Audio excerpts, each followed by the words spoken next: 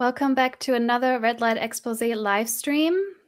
I'm excited for today's topic, and it connects to what we were talking about last week. For all of those who didn't hear it, I do recommend going back, listening to last week's, where we talked to a director and script writer, Diana, about predation in the film industry, both on actresses and on female crew, and of course, some men and boys who suffered in the entertainment industry as well. And yeah, today we're going to do an in-depth case study of, one such, organized predation that I think is gonna continue and deepen that conversation. And I'm thrilled we have a guest to walk us through this, because this was proper rabbit hole. Even with my cursory exploration, I was like, oh my God, this is never ending. So, one to support me in this conversation today is my co-host Sybil Joe, who's back with us. Hey, everybody. And also, we're introducing Brent MacLerie joining us for this conversation, because we're going to be discussing the Blake Lively, Justin Baldoni case. And I'm glad someone who's been in the rabbit hole longer can sort of hold the lantern for us as we walk through it. So, Brent, do you want to introduce yourself to our audience and also give us a little peek into how you ended up in this rabbit hole? Yeah, absolutely. So I'm a content creator who basically my content is centered around educating against misogyny, pushing back on misogynistic disinformation, especially around gender-related discussions on physical and sexual violence. So kind of in that sort of same space as Justin Baldoni, who we're going to be talking about. And so what kind of really drew me to this was, a lot of that conversation in the space where we're educating men on deconstructing masculinity is about men holding other men accountable. So when the story kind of broke, I felt like very interested on that level of like, I feel people with this platform should be the ones leading the charge, speaking up and talking about this unsafe behavior and holding him accountable. And then from there, as I kind of dug in, it really kind of exploded into a much bigger thing where there's this retaliation campaign. He hires this particular PR company who have a long history of doing these kind of smear campaigns. And all of it is kind of completely antithetical to his entire platform. And so for the last year, I've kind of been digging in, doing a lot of the research, reading the court documents, also digging into the companies that he hired and their practices to really expose a lot of this and keep this conversation going. Yes.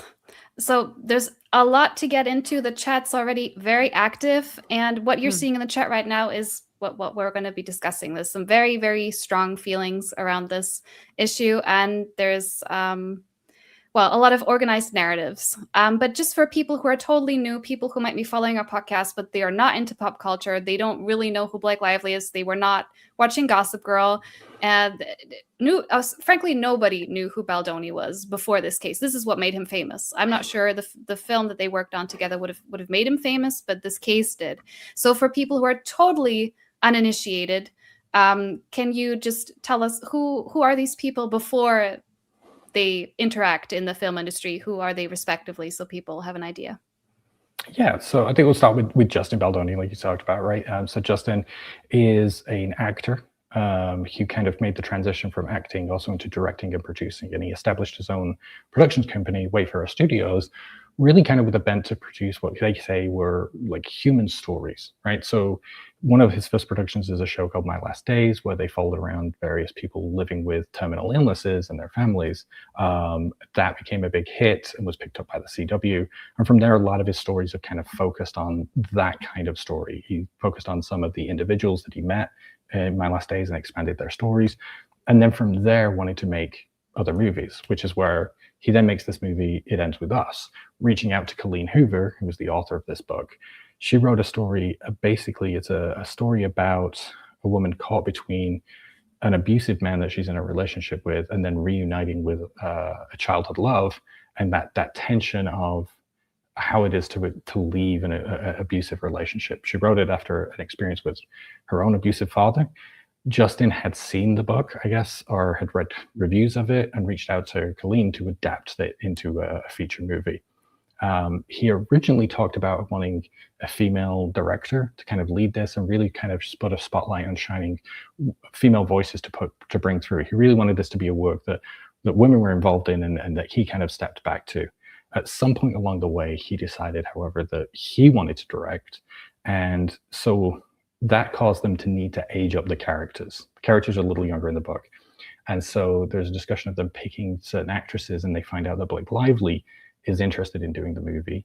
And so they say, okay, well, that looks better for him to play against an age-appropriate actress. Blake Lively, you know, is an actress. She was, like you said, in Gossip Girl. She made a number of movies. And she's also, you know, married to Ryan Reynolds. They are a big power couple. She is a huge fashion icon. You know, her walks onto the Met stage are always kind of hotly anticipated. She's a big, you know, she likes using a lot of fashion brands and works with them. She's personal friends with Anna Wintour. So, like, you know, a very kind of glamorous, high Hollywood elite actress. And initially, you know, I also read some transcripts of various people's communications that have come out as a consequence of, as we'll get into, court cases. Initially, there was a lot of excitement. Actually, it's kind of saddening to see various people's communication with Baldoni. Colleen Hoover, the author, is thrilled about the adaptation. Initially, Baldoni is excited about Lively coming on. So, right, the Wayfarer studio is quite a small studio. This is kind of the biggest star they've ever pulled into a project. This could be a hit movie that could put Baldoni on the map. Well, yeah, pretty quickly things start to go off the rails. But before we jump into that, I do want to dig a little deeper into Baldoni's motivations to do the film. So one thing he plays one of the main characters in the film, and he talked about wanting to play that character because he saw a part of himself in him. Or can you clarify what the thinking was and what that character really is? Yeah, so there's an email discussion with Colleen Hoover where, you know, she asks him, have you given any thought to playing a role in the movie, perhaps Ryle? So, like I said, the story is about three characters: Lily, who's the main character, Ryle, who is the man she ends up marrying and in this abusive relationship, and then Atlas, who is this childhood love that she reconnects with later in life. And so he wanted to play the part of Ryle. He talks in interviews about how what really attracted to him is that this is a love story underneath it, and he wanted to kind of feel like he could try to explain why it is that women stay in abusive relationships. That was for him, like, the core concern was, you know, why is it that people don't just leave? And that's one of the things he wanted to do in the movie. And they actually execute it in, like, a really interesting way, because the scenes of abuse in the movie aren't quite clear until at the end they're shown in flashbacks that kind of change the context of some of those scenes, almost as like, you know, going back and she's remembering and putting the actual abusive incidents in their correct context. And like I do remember that from the email exchange, like Colleen Hoover very specifically says she doesn't want this like domineering man story eroticized. Like, this is supposed to be a critical piece. And that's where I should say I was actually a little impacted by, I've never read a Colleen Hoover book, and I just kind of heard of her reputation. A lot of feminists do take issue with her storytelling. I don't know if in this book, but in other ones. And I had kind of gotten, I get maybe falsely understood that the book does romanticize domestic abuse, but that's kind of a spin that came later. That's not a fair characterization of the story itself. So I feel like there was pushback on Colleen for that, and I think part of it is that the book's ending is that they go off to co-parent and raise their child together. I've read the book, and I was not kind of around on Book Talk to kind of hear a lot of that pushback. But there's been also some other kind of, you know, criticisms of Colleen Hoover in the way that she's handled the material for, like, you know, creating like a coloring book that tied into the movie and stuff, of like, oh, well, you know, it's supposed to be a serious topic and all this. Where the movie kind of took a different tack is Wayfarer kind of co-financed this movie with Sony Pictures, with Columbia Pictures under Sony. And they really wanted to really sex this up, right? They really wanted to kind of make this movie that was really blowing apart those sex scenes and making them more. There is some in the book, but it's not really a focal point. And like you said, that was Colleen's concern, that she didn't want it to kind of overshadow the rest of the movie in the plots. But there's an exchange between one of the Sony executives and Justin Baldoni, where they're really encouraging him to include a bunch of R-rated scenes. They really want to like amp up the hot, steamy sex, as they say in the movie. And so Baldoni goes into this really kind of putting a focal point on those intimate scenes in the movie. Sybil, did you want to come in? You were unmuting. Oh, no. I'm taking it in. Yeah, so I think those kind of explicit scenes are going to be a focal point. We talked in our live stream last week a lot about intimacy coordinators, nudity in front of the camera, how vulnerable that is, how many actors struggle with this, how carefully that needs to be handled. And this is a very depressing case study in how to handle it maximally poorly. However, sort of the, well, I guess a spoiler for everyone who hasn't been part of this saga of harassment and abuse, which is that it ends in multiple lawsuits, or some of it ongoing. And just to clarify, these lawsuits go beyond the overt sexual harassment. It's kind of the entire atmosphere on set, that where Baldoni is the key figure, but one of his close associates, Jamie Heath, is often mentioned in connection with these. And it starts, I guess it's not insignificant, but it starts with things like unasked hugging of various crew members, or inappropriate. I only read about this today, an inappropriate invitation of multiple team members, including women, to go to a Russian bath together. Those sorts of things. So, can you tell us more about these kind of low-level things where, just trying to put yourself in the position of any crew member, actress or otherwise, when the director, who is the most powerful person on set, says things that are just slightly off, does things that are just slightly off. Okay, like you weren't slapped, you were hugged, but it's not nothing. Can you go into that sort of unprofessionalism? Yeah, so I think, one of the biggest draws and attractions to this movie, right, of why people were signing up was because of Baldoni's credentials, having for the last 7 years really platformed himself as a male ally, right? He had a big, massive TED Talk and TED Woman where he talked about men needing the courage to allow women to speak up and talk about their abuse, even if the person they're speaking at is against you, right? So he was seen very much as a very strong male ally who would really be valuing creating this safe working environment. And again, like in his interviews talking about the movie, he really wanted to put women's voices front and center. And so there was a sense of, Colleen talks about how she signs onto the project, but she really wants to be more involved into the project. Blake Lively originally wanted to be a producer, and Wayfarer turned around to her and say, "We're not ready to give you a producer credit, but if you do the work of a producer, we'll grant you one later," which unfortunately then is weaponized against her later.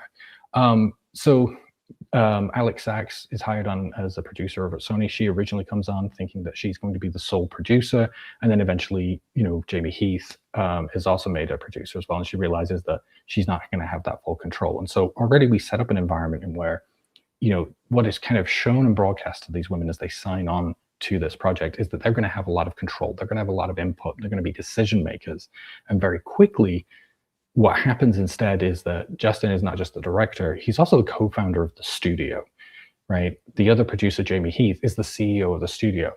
So as these kind of small transgressions come up, and we'll talk about those in a second, there's nowhere to go to complain about them because the men doing them are their own bosses, right? There's nobody above them. So it creates this situation where nobody's quite sure how to deal or navigate with this because there's nobody who is holding these men ultimately accountable for their behavior.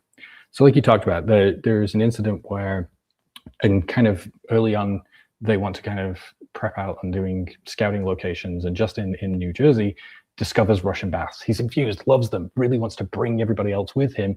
And like the producer, Alex Sachs, is horrified that he's like wanting people to come on production to a nude sauna with him. And she ends up telling Sony that he's doing this. And one of the Sony executives has to pull Justin aside and say, "Hey man, it's not appropriate behavior in a workplace, right? You can't invite people to do this, not your co-workers."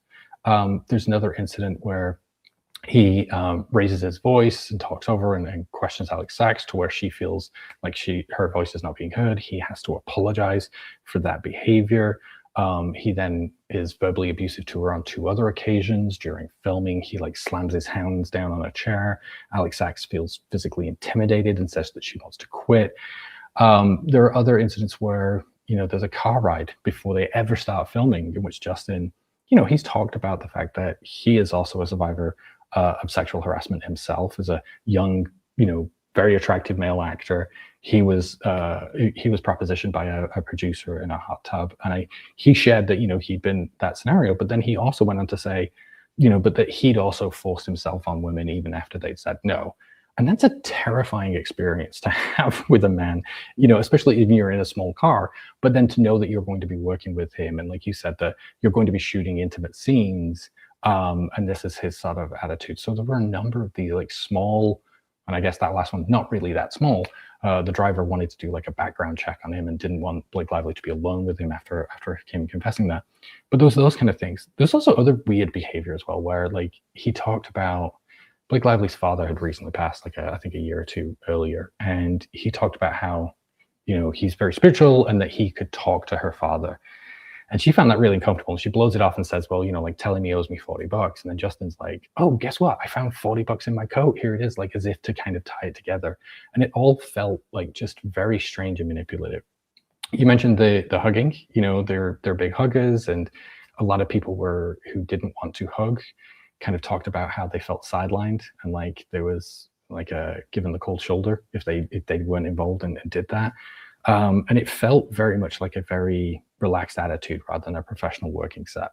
One of the kind of standard industry practices on a big Hollywood movie is that you don't use the show's name, right? You don't say, here, we're filming It Ends With Us, or we're shooting the new Avengers movie, because everybody's going to come out and watch. They didn't use a code name for the movie. And so very early in filming, there are scores of fans who are showing up to watch as they're filming. There's a lot of videos on TikTok of them filming. Justin is taking breaks from directing to like take selfies with fans. And Jenny Slate, one of the other actresses, like took real issue with the fact that like he doesn't seem to be here to work. He's here to like network with his fans. So there was just this overall sense that like there wasn't really a solid working production. And that's unfortunately a consequence of Wayfarer being a small indie studio. This was their first kind of big movie, and they didn't have a lot of experience. They relied heavily on Blake Lively. They were giving her casting tapes and audition tapes, getting her input on that. They were asking her for recommendations for hiring different department heads. Baldoni was even asking Blake Lively to talk to her husband, Ryan Reynolds, about working with a particular director of photography of like, oh, should we hire him? What was his experience of him? So Wayfarer really at the beginning were very much leaning on Blake Lively's experience of all of these Hollywood sets, even as they were creating this environment that was seriously unsafe. And we're not even nearly deep in the weeds, like with the really bad stuff, but everything that that you mentioned that he's done so far is already like, if somebody said that they could talk to my dead dad, or if that conversation in the car with the driver, talking about having assaulted people in the past, would all be absolutely fair grounds to just walk off a project. I think it might be worth sort of explaining that, I mean, at this stage, right, a lot of the shooting has already taken place, and like, no, so this is very early on. We're talking like the first 2 weeks, and but still, there's this big expectation. There's like people in the film industry most of them are like gig workers essentially, right? So that means we're just trying to put ourselves in Lively's shoes. You don't easily walk away from a production like this. Like there's all kinds of people who expect to be working with you for the next couple of months. Because I'm just trying to like put myself in her shoes and imagine like if like that conversation in the car, if that had happened, that would be somebody I would never want to see again. Or the conversation about the dad, or really lots of parts of this. But can you explain why somebody would stay on a project like this when this has occurred? Yeah, so I think there's a couple of things, right? Of Blake Lively in an exchange with Baldoni talks about her history, right, with other productions, where she talks about, she's been in these situations where she's been on productions where they've wanted her to put in a lot of work and then not giving her credit. She's been on productions where they've told her, hey, sign on and we'll give you a ton of decision making and authority, and then not given her any. And that she really didn't want this to be the same way. And Baldoni says, I'm sorry for your prior experiences. I definitely won't be like that. And then it turned out like that. So I think part of it is just, unfortunately, there's this sense of this is how the industry is, right? There isn't a set where it isn't problematic. I think they came in hopeful that with Baldoni's past, this wouldn't be the case, but it didn't turn out to be. So the other thing is, well, you talk about the gig workers. This was all happening during the writer's strike, or at least the second half of it was writing during the writer's strike as they were filming.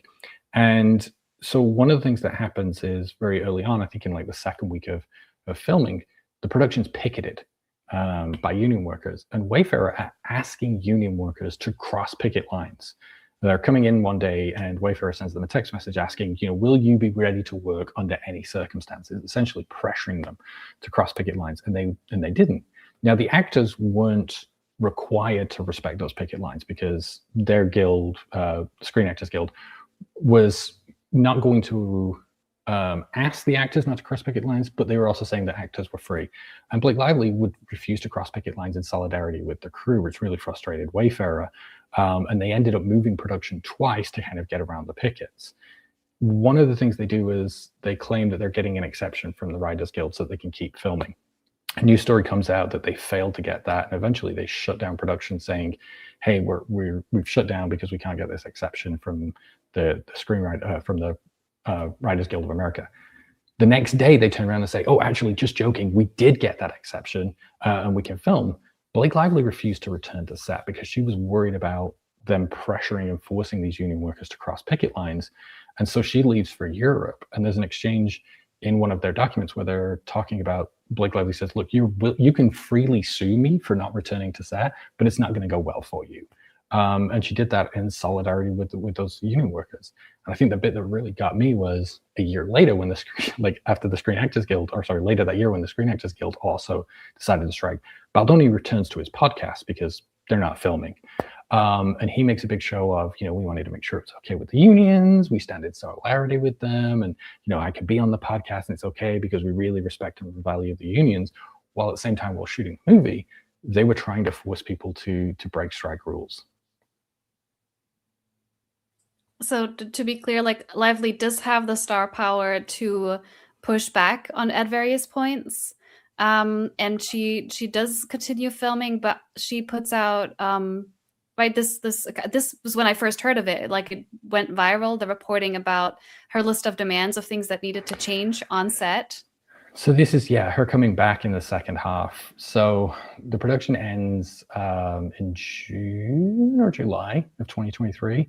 And then they go to ramp back up in like November. And as they're reaching out to Blake Lively to say, hey, we want to come back up, this is where Blake Lively gives her list of, I think it's 19 protections in order for her to return to set.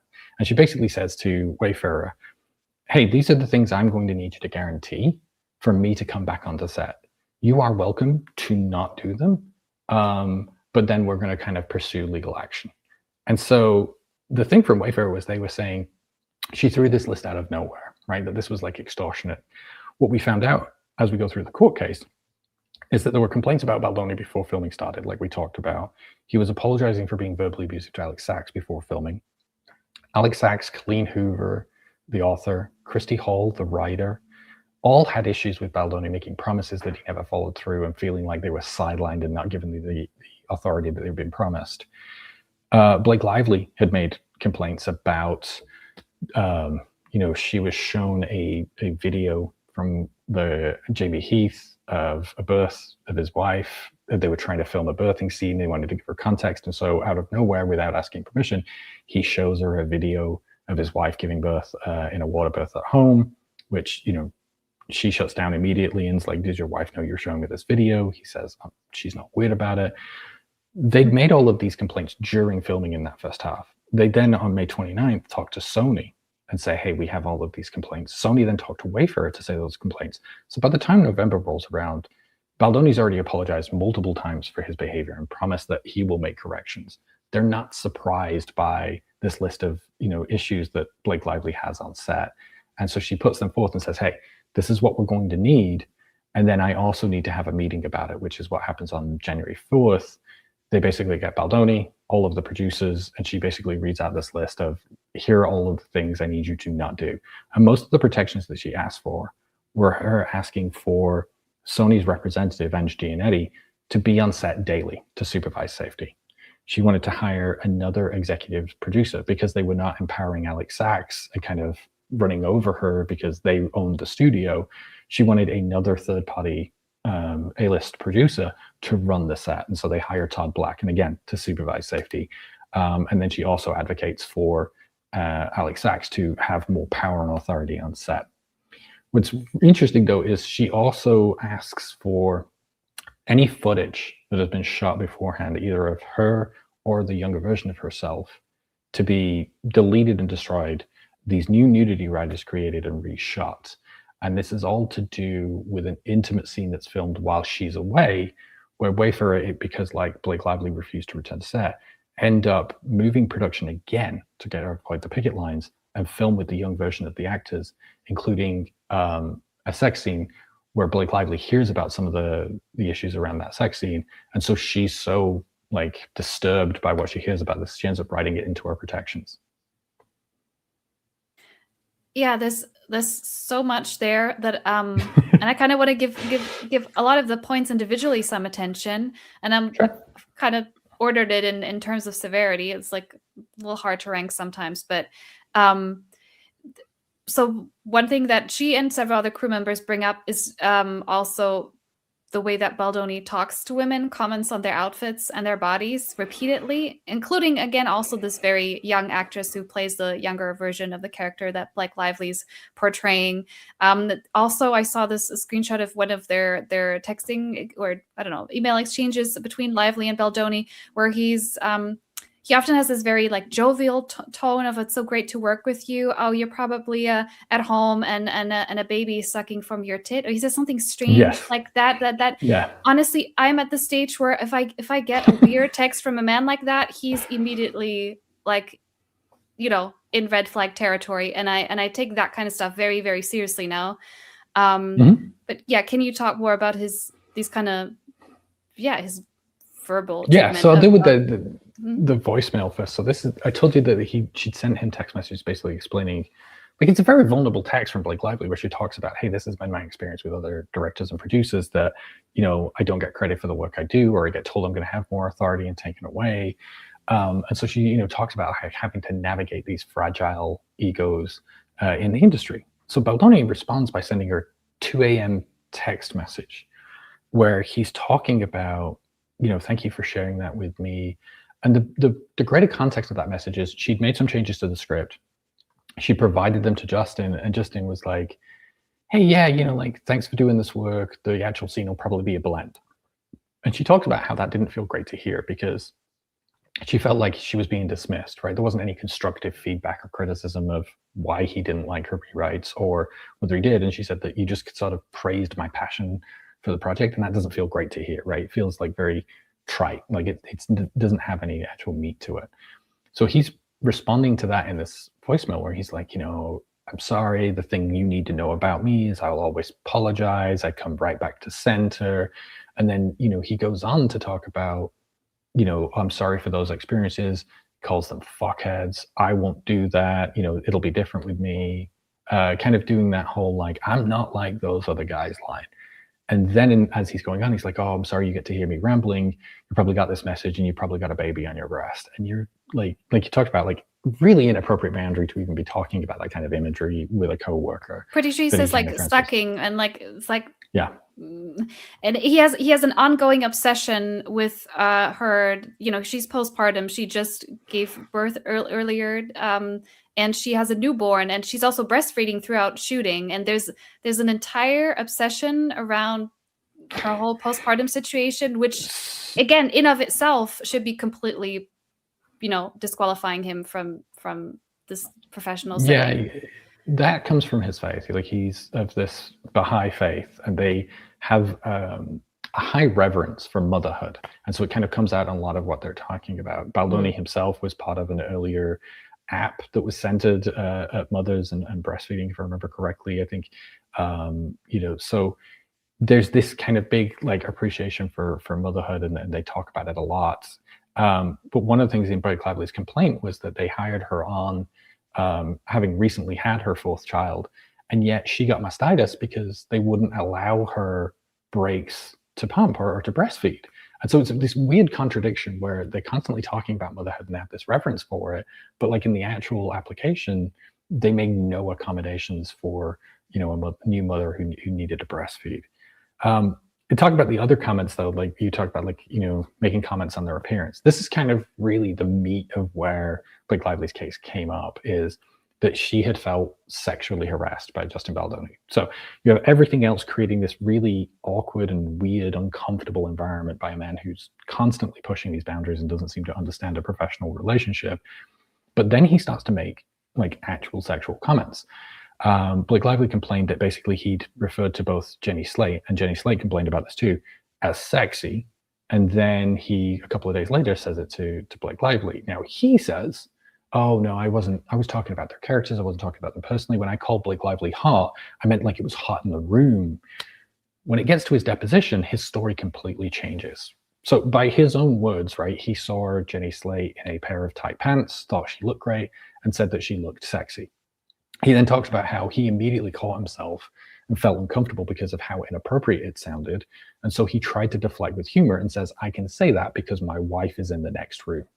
So there's already this recognition that like the way he's talking to his co-stars is not acceptable. And so he's trying to like deflect with humor. Jenny doesn't bring it up at that point. And this is what, May 18th, I believe. And then a couple of days later, they're filming another scene. This is with Blake Lively. And she's wearing a jacket where it's open to her bra. And he tells her that she looks sexy. Lively responds and says, that's not what I'm going for. And Baldoni says, hot. And she says, not that either. At that point, Jenny Slate is also there. And she kind of leans over to him and reminds him of the conversation prior a couple of days ago and says to him that, like, we're not really making those comments anymore. We're not commenting about women's bodies, right? That's the thing that we're not doing. And sort of like gentle parenting him to like, this is inappropriate. To which Justin Baldoni then says, I guess I missed the HR meeting. Now, this is all captured on camera. And at the point he says that, he looks directly down the camera and rolls his eyes as he's saying it. So he's like talking to them and goes, I guess I missed the HR meeting, and then rolls his eyes at camera. So it shows just like this constant dismissive attitude that he's hearing these complaints from these women built on a platform of, hey, when women speak up, right, men really need to take accountability, listen to their complaints. Even if you don't feel like they're valid, understand the harm you might unintentionally be doing. And yet the actual reality when they're on set with him is he kind of has almost this frat bro attitude where he's like, oh, whatever, these women. There's also the allegation that he spoke to Brendan Sklenar after the women complained about this, that he was like, oh, you can't say anything on this set. And there's a text exchange that's really damning where it is Justin Baldoni and Jamie Heath, and they're talking about a third person, Andrew Karloff, who's an executive at Wayfarer, asking, how much does Andrew know about this? And they're saying that, oh, he knows about some of the Blake drama, but he doesn't know about the complaints the women have made about the comments, right? So they're referring to these sexy comments that they knew were inappropriate. And then they talk about how they told Steve Sarowitz, who is the billionaire financier of Wayfarer, and Steve's response was to say, should I come onto set and remind Blake whose money this is?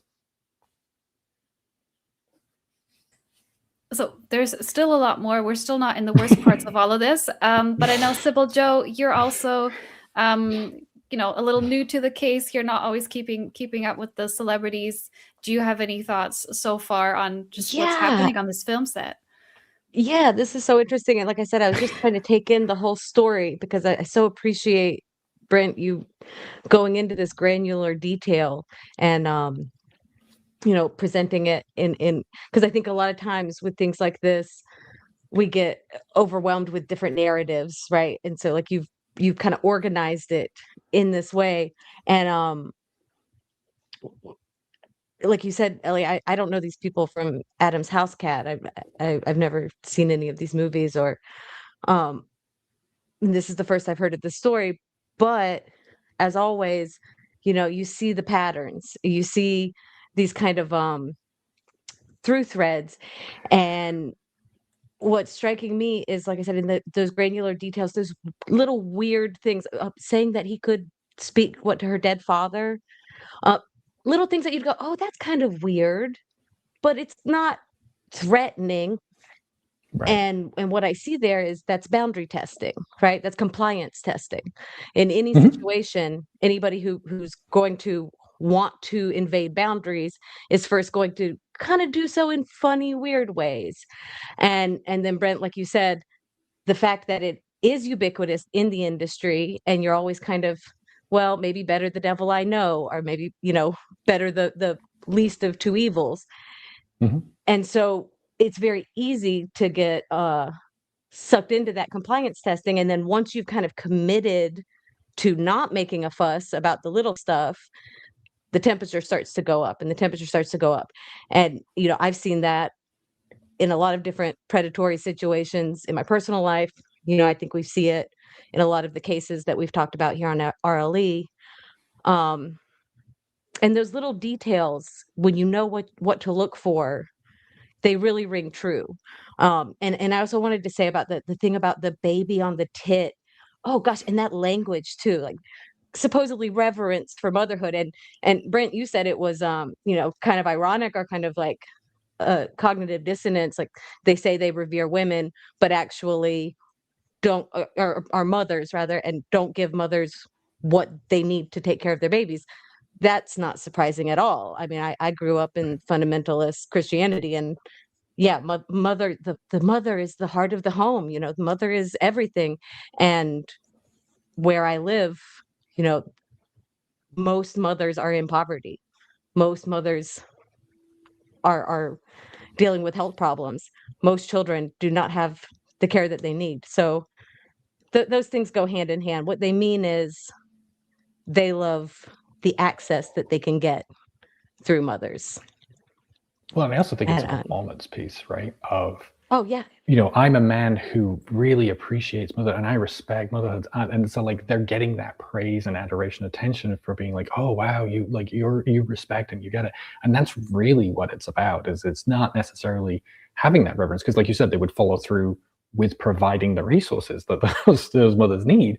Instead, it's more about wanting the credit for, I recognize, oh, I understand the pressures. Oh, they're so, the hardship that women go through in motherhood. Like, they just want the praise. And that's a line that kind of runs through, right? Like with his talk of solidarity with the unions, with his feminism, right? It's this constant platform of, I want to say these profound and really important statements and get the praise for it. I don't actually want to follow through. Just to be absolutely specific, he might have said breast, not tit. Not that it makes it a lot better, but I don't want to put any words in his mouth. It was absolutely inappropriate, regardless. But just because I don't have the exact quote in front of me and I'm relaying it from memory, it might have been phrased a little bit differently, in case that matters. But yeah, what is also a routine occurrence in what Lively describes the reality around the production is Justin Baldoni and Jamie Heath routinely coming into her trailer unannounced, to the point that sometimes she's undressed, right, changing her outfits, or she's breastfeeding. Which, Yeah. okay, at that point, I mean, in my opinion, that's now crossing it into what's like what could be criminally liable under certain circumstances. So, can you tell us more about that sort of escalation?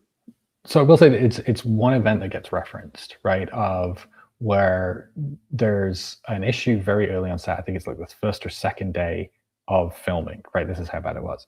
Of they want to then call a meeting, and so Jamie Heath knocks on her door, and there's some disagreement about who exactly what happens. Was he invited in? Was he not?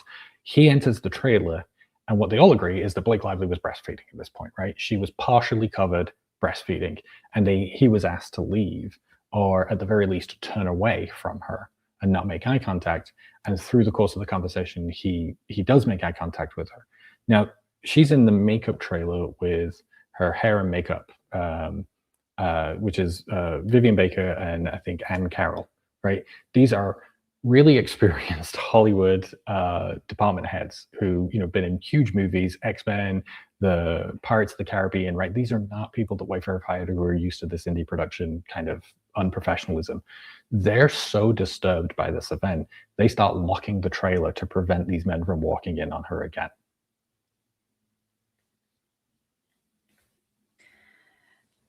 Yeah, so I mean, a lot of this stuff is it's amazing that this has been all, well, we'll get into the story it's been spun into, but that sort of thing should be verifiable. Like, Yeah. Sybil, did you want to come in on that? Yeah, I just wanted to add to what I was saying earlier about, knowing nothing about this case. And I've also been watching the chat. That's part of why I've been so quiet. Like, I'm watching the chat and listening to you at the same time. And, I think we often we hear about these cases either in the public or in our own personal lives. We hear something about somebody in our family or somebody in our community. And a lot of people, it's easy to get very confused in the conflicting narratives. But like I was saying about these details and how true they ring if you have watched the patterns of predatory behavior versus when you hear false allegations, usually the false allegations will be much more emotionally charged, much more Right. kind of like a blitz attack, like just words, lots and lots of words piled on, lots and lots of emotion, very extreme accusations. Whereas, in accounts of survivors, there are all these little tiny small details that seem to not really necessarily relate to the sexual abuse or harassment itself, but they show up in every situation like this. Am I making sense? Mm-hmm. I see you Yeah, nodding, so take that wherever you want to go. Yeah, and I think that to me has been like the big narrative across this, right? Of Baldoni's team have desperately tried to frame this as Justin Baldoni versus Blake Lively, right? That Blake Lively did all of this and she tried to take control of the movie. The thing that gets me, and that all of this was false allegations. This is the other thing they claimed, that she just invented this stuff to take control of the movie. As we've gone through the evidence, right, what we've seen is, like you said, many of the women on production had an issue before filming ever started, before Blake Lively set foot on set, right? Christy Hall, Colleen Hoover, and Alex Sachs all had great issues with Justin Baldoni's behavior.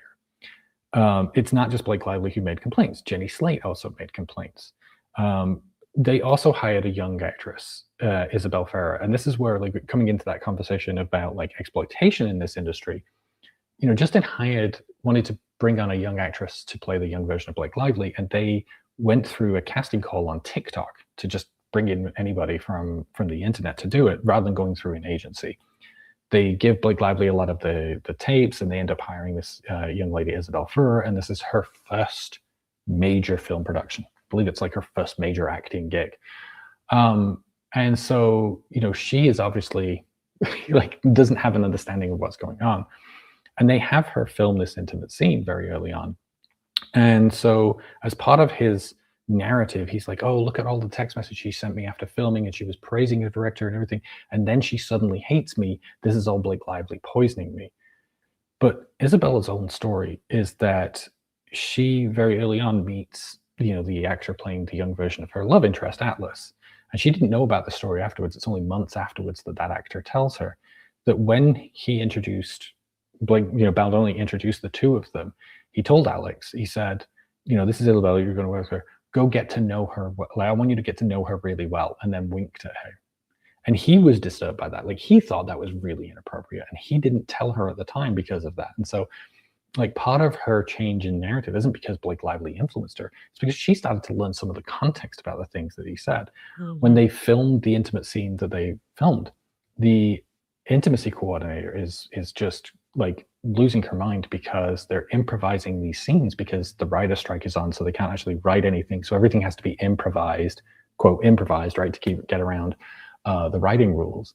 And so, she talks about how she enforced that Baldoni wanted to push them to go to more nudity than they wanted, and that she had to step in and say that it was going to be full coverage underwear only, and she wasn't going to allow Justin Baldoni to pressure the actors into doing other, more nudity than they were already agreed to and were comfortable with. And so, part of what you're talking about is like, they're saying this is all false allegations, and yet time and time again, Justin's like response was like, I did that, but they don't understand. I did that, but that wasn't my intent. And this man has spent 7 years, right, unpacking masculinity and telling men the difference between intent and impact. And yet when it's time for him to face his own damage and harm that he does, he's running immediately to, that's not my intent. Blake Lively poisoned everybody against me. You know, she's a witch. She's turned the whole town against me. She's put a spell on everybody and they just hate me for no reason. And yet this one production has all of these women who do not want to work with him, do not want to be seen promoting the movie. I think before they even finish the first phase of filming, Jenny Slate is saying like she doesn't want to be involved in promoting the movie at all and doesn't want to work with it. And then the other thing is he'd had this podcast, Man Enough, for a couple of years with a Canadian journalist, Liz Plank, who's also, you know, feminist writer. And she had actually warned Blake Lively ahead of production, before the filming ever started, that he'd had a bunch of red flags, but hoped that he'd work to fix some of those. And so as she's kind of talking and exchanging text messages with Blake about how bad things are, she kind of apologizes for maybe that she didn't warn her enough, didn't steer her strong enough away from the project. And that's heartbreaking, right? That you have this man in the industry who has this reputation of being on project after project after project with women who are unhappy with the unsafe working environment working around him. They're trying to warn each other, but because, like you talked about, like it's so pervasive and you're like, I'm kind of used to it. You're like, well, how bad can it be? And then you're like, oh, okay, it's pretty bad. And that's normalized. Mm-hmm. I do want to bring it back to what Isabella Farah went through, right? Like, first of all, completely unexperienced actress brought in from TikTok, like has no prior industry, like, so Blake Lively knows her way around the industry, has some, Right. and obviously because she's already amassed fame and money, and you know, but this does not go for Isabella Farah. And there were multiple things that I want to highlight again. Like, one is even before the sex scene, which there's a different scene where she's like, I guess, flirting with her co-star, or her character is, and she at this point she's portraying a 15-year-old girl, and the script is amended for her to have to provocatively lick a spoon, which we discussed with some length with Diana, how whenever you either have an underage actor or an adult actor portraying somebody underage, the kind of things you put on screen, if you have good reason to believe that some adult men would get very excited about that scene, you're not doing that to the actor. You're going to change your script. You're going to have to, like, whatever you're trying to communicate, you're going to have to find some way other than that. But that's one of the things that happens. And then the sex scene itself is not just any scene. It's like the virginity laws. I'm putting that in quotation marks because I know like there's a feminist critique of the concept of virginity. But sort of, I guess, the first time that the character has penetrative sex, there's also supposed to be a close-up shot of her reaction to the penetration. And at that stage, I'm like, when we had a pre-chat to this before this live stream, I was like, at this stage, I was just like, was Baldoni just kind of shooting his own porno? Is like the wording that just felt most natural to me. Because like from everything that I've read about how this filming was done, he seemed very focused and very excited about these particular scenes, rather than being thoughtful and careful and finding creative ways to portray intimacy that don't ask so much of the actors and that are not likely to elicit, like just focus on like arousal to like parts of the male audience or whatever. That's exactly what he goes for. So I don't know if you want to elaborate on that. Yeah. Please. Just real quick before you, Elly, you're making me think of Dr. Gail Dines' work, and she really opened up an understanding for me because she comes from media studies, and she points out the fact that we can dissect things like, framing, timing, all sorts of aspects of cinema. But when it comes to pornography, we kind of like cut that lens off. But what she does is actually look at, there is a pornographic language just like in any other media, you know, there's kind of a like I said, the way that it's filmed, the way that the music ties into it, all of it. And when you learn to recognize that kind of symbolic language, you see it everywhere. And you see that, like, just like you're saying, I can watch a movie and go, oh, this is playing up that aspect of titillation, that aspect of arousal and signaling to the male audience, because the male audience does have that shared language, that shared visual language. So even they don't have to say it explicitly in the movie, but the message is getting across. No, agreed. And I think that's one of the things that comes out actually in through all of this, right, is that Justin Baldoni hires an intimacy coordinator. And part of her role, right, is to identify where aspects of that language might come out.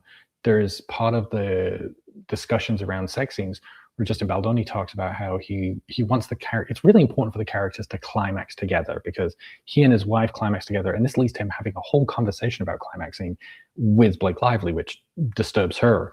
But even before that, he kind of says, well, you know, the intimacy coordinator suggested this. She brought it up. I'm not putting this into my film. The intimacy coordinator, when she was asked about it, was like, oh, hell no. Like, we would never put this in the movie. This is totally inappropriate. This is not language we do. Like, this is not, like, this is that kind of, like you said, like almost like that pornographic lens coming in, and we wouldn't do that. When we talk about that intimacy scene with the young version of the characters, Baldoni rewrote it so that the young girl was on top. And this is supposed to be the first time she is intimate. And so again, the intimacy coordinator is like, he blamed the intimacy coordinator, and the intimacy coordinator is like, no, I would never write the scene like that. It's an unnatural position for a first time. This is not really how first time love scenes should really be shot and filmed. And so there's quite a few instances where, you know, Justin kind of makes these changes to the script and then says, well, you know, the intimacy coordinator is suggesting it. And instead the intimacy coordinator is like, no, like, we would never do that. And it's part of the way that Baldoni has the dynamic set up, where, you know, he originally invites Blake Lively to talk with the intimacy coordinator, and she's like, no, I'll talk to them as they go on shoot. And the way that he has it set up is that, you know, the intimacy coordinator is talking directly to Blake Lively about, hey, what she's allowing with the scenes. This is, you know, passing her feedback back and forth, which is how in the industry that's how it should work, right? Your intimacy coordinator should be that blocker between the director's vision and what the actor is willing and comfortable to do, so that they don't feel pressured. As they get into filming, what happens is Baldoni flips that inversion of like, well, the intimacy coordinator said, this is how the scene needs to be filmed. This is what, and he's using it to inject his own ideas. So already he's flipped it so that now he's the intermediary in that situation. He's the director, the one with all the power and authority. He's the head of the studio. So how do you push back? And especially given that they did not have the intimacy coordinator on set during these filming. So how are you going to check and ask and verify any of this information is correct? And I think part of it comes through, we even talked about the fact that as part of like his platform, Justin's talked frequently about having an addiction to pornography. He talks about how he was exposed to it at a early age. And he's used it a lot in his platform to kind of really talk about how men don't understand consent or have a twisted and warped view of consent from their consumption of pornography. Now, at various stages in his interviews, he's talked about how they're having had a pornography addiction that he has now overcome and cured and moved on from. But right before filming started, he did a podcast interview with Sacred Sons, and he talked about how he was still in the midst of that pornography addiction. And in moments of stress or being emotionally overwhelmed, he would still find himself reaching for his phone to check his email or to go look at images of women. And so you have him in that state, then coming into this movie. And I think, you know, with Sony also providing that pressure of like, we want this to be seamy, we want this to be, he just let his mind run riot and started, like you said, to kind of bring this pornographic vision into the movie. And that was part of what disturbed and upset so many of the cast. That's really interesting, and it makes me. I've seen that on the right so much, you know, Christian men or men in the public converting to Christianity as a way, you know, that redemption arc and that thing.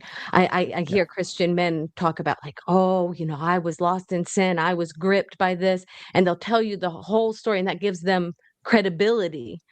because they're exposing themselves, right? They're being vulnerable, but now I am a changed, resurrected, transformed human being. I never would do that again. And of course, inevitably, 6 months later, there's a scandal because Yeah. they're telling you who they are. Like it's so interesting how it crops up on the left and the right. And it sounds like Baldoni is using a lot of those same tactics of, right now it's pro-feminism, right? That's the kind of Christianity of our day, whatever it is that the women, Christianity would be a place where women would maybe feel safe, like, oh, there are rules for men and they're not allowed to do pornography, they're not allowed to do this and that, and then all the men kind of have to do is profess that. But now it's a secular version of the same smoke and mirrors. Yeah, and he puts that into his apologies.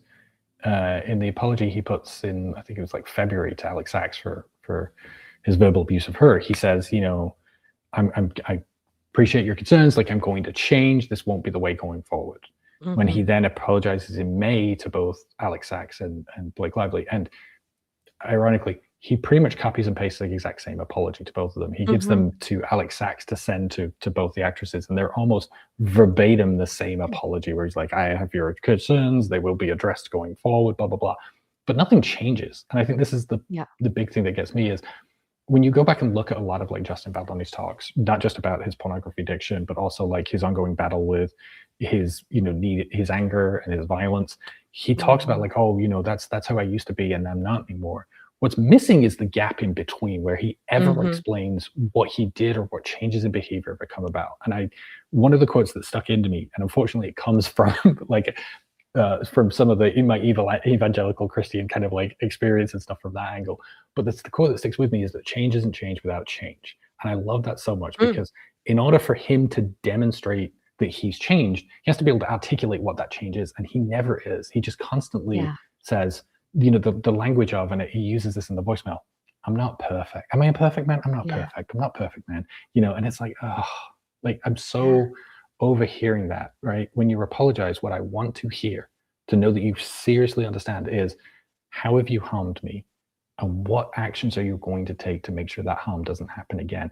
And that is completely absent from any of the language that Baldoni uses. Yeah. And like I said, it's the same. Oh my gosh, it's so textbook, one from the other. The confessional. They're like, now I've apologized. So it's wiped clean. We start fresh. And like you say, there's no start. You can't wipe clean. There's consequences to actions. And really a good test for it is if you are a man who has recognized your own issues with control and power and boundaries, I would think an appropriate response for that would be to take less powerful positions. Right. To refuse. Yeah. Hey, I don't think that I can do that. Put yourself in a humbler position. But yeah, textbook. They put themselves on high. They wipe their own slate clean, and they just count on the fact that spinning narratives is going to make up for reality, and it does. It works. They do it because it works. Yeah. I was going to say, sorry. Well, I was just very quickly going to interject that I was like, well, he should have like excused himself from the project pretty early on. He could have said like, I failed as a director. I need to go study what's up with me, and I'm going to hand over to was it the script writer or somebody else on the team who was already saying that she would like to direct? There's literally people volunteering to direct who had been involved with the project from very, very early on. That's something he could have done, and that was never, he never even suggested that he might do that. Hand off the reins in any part to somebody else. What did you want to say? Yeah, what I was going to say is that real authority piece, I agree completely, right? Of like, maybe that is like why you give Alex Sachs complete control and be the sole producer controlling set, is because you know that you are the authority top to bottom. You are the actor who's controlled by the director and the founder of the studio. But what I was going to say is there's an interview that he did for Access Hollywood where he talks about his acting method was method acting, right? And that he would get so into this character of Ryle and be so abusive, that the way he would keep himself accountable and control himself, right, was not by having somebody else direct him in those scenes, or, you know, like you said, give authority and control over to somebody else. He says that he would look for Blake Lively's reaction in those moments, and he would see her kind of like give a look, or kind of see that he'd gone too far. And that's what he was using to keep himself accountable, was basically him traumatizing his co-star as like that was his measure. And to me, like that underlines exactly who he is, rather than, like you said, like, just be the actor, just be the director, just be the producer. Don't try to do all of it and then, you know, try to, oh, how are you going to control it? Well, I'm going to rely on my own sense of control, knowing that you have these issues in your life with addiction and compulsion.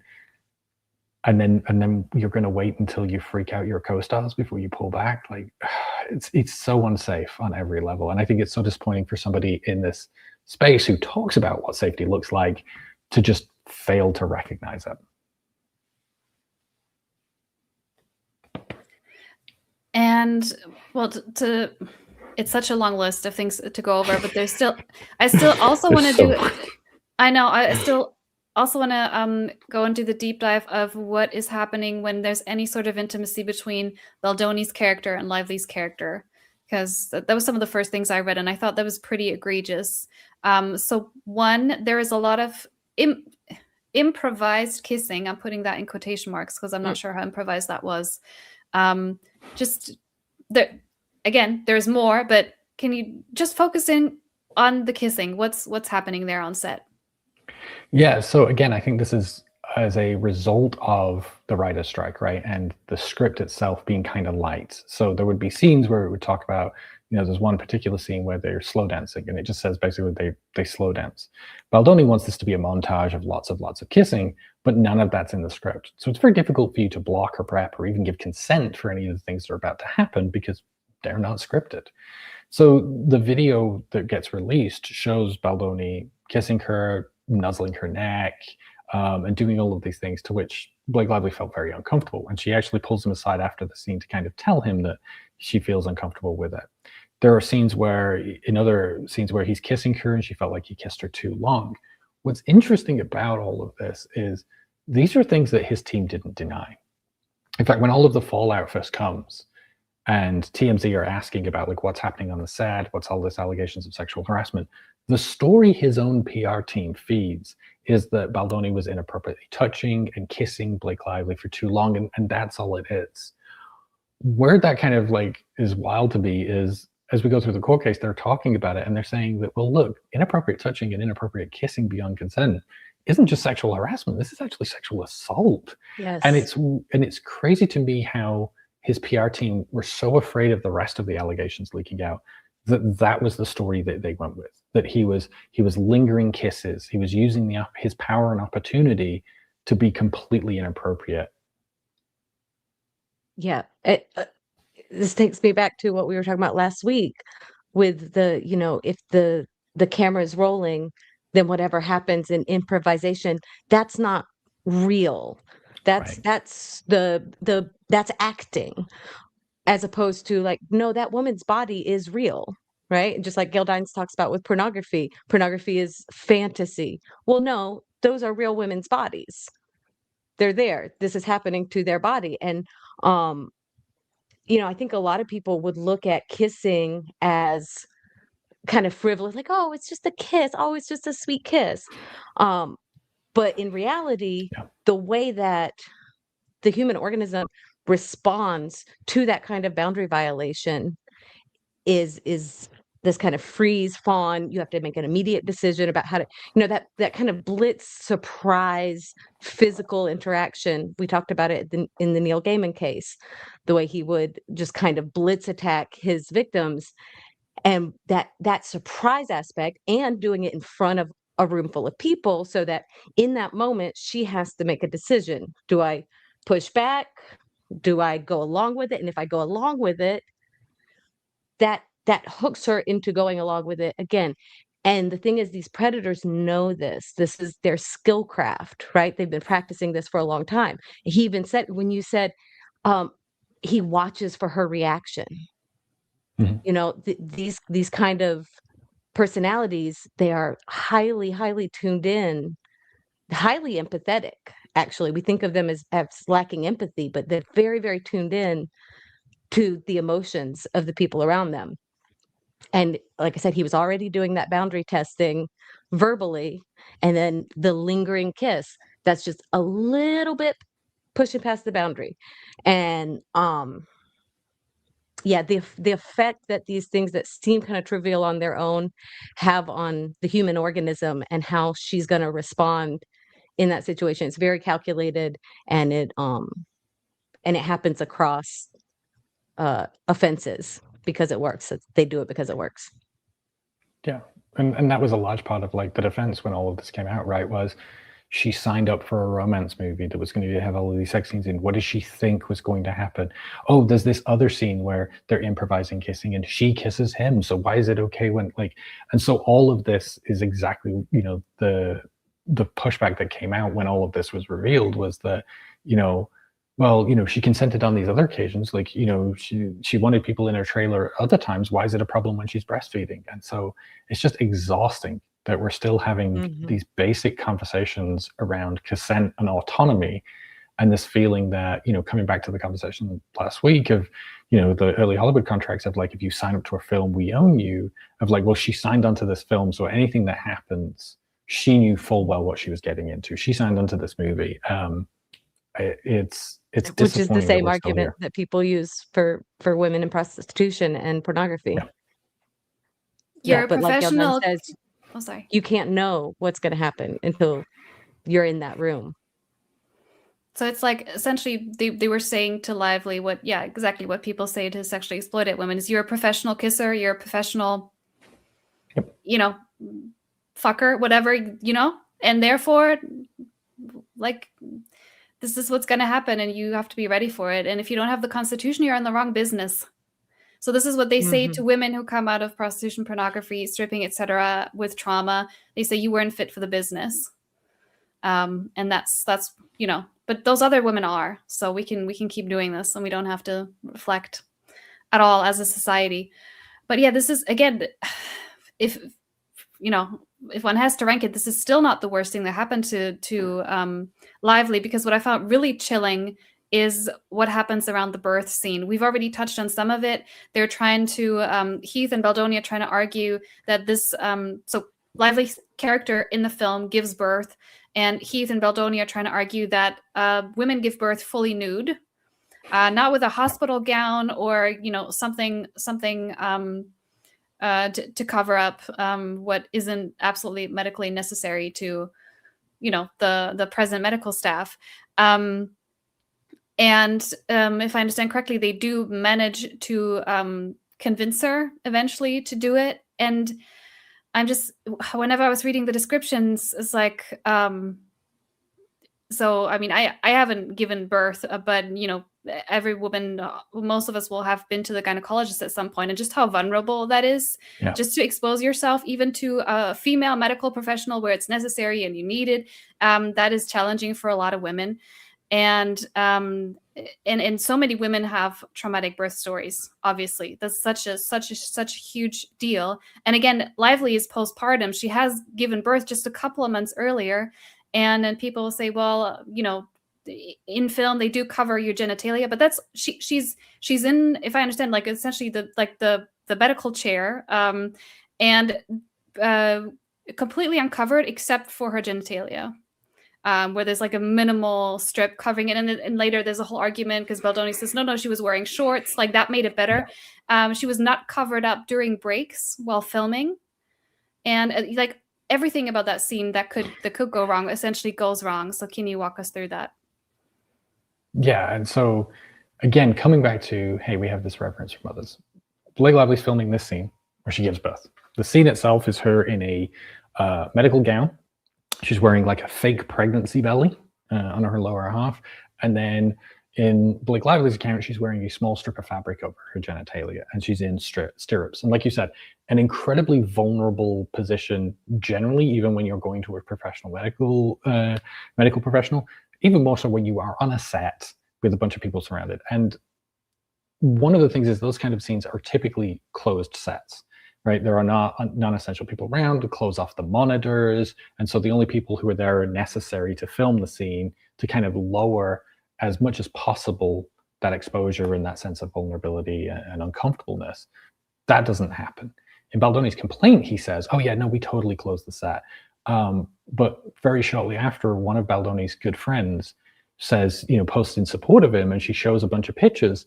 And one of the pictures she shows is the monitors from the day of the birthing scene. Not the birthing scene itself, but from the same day. So this whole idea that they turned off the monitors and that non-essential personnel were restricted from set that day is a complete lie. So not only is she surrounded by all of these people, she gives birth, and the doctor that is playing the guy who's delivering the baby, who is right between her legs, just inches away from her genitalia, is Justin's good best friend. Like, they did not hire him from an agency. They flew him in. He doesn't even live in the States. He had to be brought in so that he could play this small bit part. And so Blake obviously found that very invasive, that rather than this be just a random unknown actor, the local hire that they brought in to play this part, Justin had basically given the roles to one of his bros. The guy he brings in is actually one of the guys who, throughout the court case, Baldoni's texting about all of the issues on the set and asking for prayers. He's one of his good prayer buddies. So like, he's coming in knowing the issues that Baldoni's talking about and all of this, while also being put in this place that is, deeply vulnerable, deeply humiliating. So they film the scene. Now, the scene itself is a hospital birth in which Blake Lively gives birth to her child. And she's now at this point decided she's going to leave her abuser, Ryle. So the baby's born, she cradles the baby and immediately tells him, like, I want a divorce. So it's not a tender scene between two parents. It's not this like big thing. It's this moment of, in seeing her new baby, she knows she wants to break the cycle and leave, right? They have a discussion about, like, they want her to film this completely nude. She'd already, through the intimacy coordinator, long before any of this was filmed, set that full nudity would be a boundary for her. She did not want to do it. It was part of her contract. They didn't want to do it. So even approaching that discussion was him pushing on the boundaries that had already been established by both Blake Lively and the intimacy coordinator as no-goes, right? This is not something she signed up for. They then say, well, okay, they want to film the scene. The next day, the scene is filmed and done. They filmed it Lively's way with everybody on set. Very humiliating. The next day at lunch, Justin Baldoni is still trying to push this argument of that women give birth naked and that his wife had torn off her clothes and that Blake Lively doesn't understand, having had 4 children of her own. He then says to Jamie Heath to share his video of his wife's, of the birth of his daughter with his wife to Blake Lively, because he wants to, in his words, show her the vision for the scene. Now, the birth that Jamie Heath shares, it's a home birth in a water tub where both Jamie and his wife are naked. There's a small towel covering a little bit of her breast, cradling their baby. And this is the video that Justin wants to show, and it's all darkly lit because it's in a house. It's not properly lit. It's very dark to see what's going on. That he wants to show Blake Lively as like this tender moment between Jamie Heath and his wife is the scene that he wants to film with her abuser. They don't ask permission. She's eating lunch and Jamie basically shoves the video under her face. And so Lively immediately thinks she's being shown pornography because her account is they didn't show the post-birth, they showed the actual birth with the baby crowning. And so she immediately is disgusted by what she sees. She's like, hey, this is not okay, please stop. Does your wife know that you're sharing this video? And Jamie says, she's not weird about things like you are. It's so strange to me that they were trying to explain to Blake Lively what birth looks like, that they were trying to show her the vision for the scene after they'd already filmed it. And that, they think that, your boss showing you a picture in which he is nearly nude is an okay thing to do. Like, every part of that was such a vile transgression of like what a professional workplace looks like. It would not be okay under any scenario. But the fact that they did it without any sort of warning is just gross. And then they tried to weaponize it afterwards. Well, Jamie is quite happily sharing with all of his co-workers this video. When it comes to the court case and they ask for those videos, Baldoni's team leaked to the press that, she's trying to humiliate his wife. It's so degrading for her to have this behind the stuff. And it's like, you're showing it to all of your coworkers at work, but you think a judge seeing it in a closed setting in private is so humiliating. Like, it's interesting how quickly that like respect for women turns on and off. Like, oh, now it's on, now it's off, now it's on, now it's off. But yeah, that was a very strange incident, and understandably, like, very much disturbed Blake Lively. Yeah, and again, going back to that kind of surprise attack, just shoving something so invasive and so intimate in her face, and then immediately gaslighting her. Oh, well, you've got Right. hangups about it. You're having a boundary response because you have hangups, and it that's such calculated, such just textbook behavior of how this is enacted. I wanted to comment. Bun Cow Mixes says in the chat about the birth scene and him having his friend there. So he's now acting as a pimp, inviting his bros to assault other women, and we are watching this on the big screen. And yeah, that sums it up. And I always see things that way.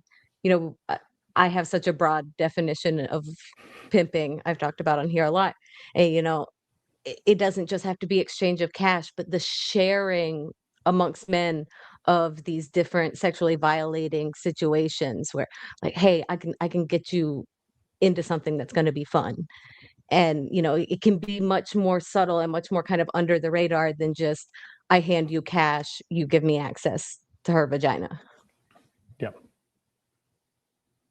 And just to re-emphasize, the actor that's brought in to play the OBGYN is completely overqualified. Like, he, for just play a small extra.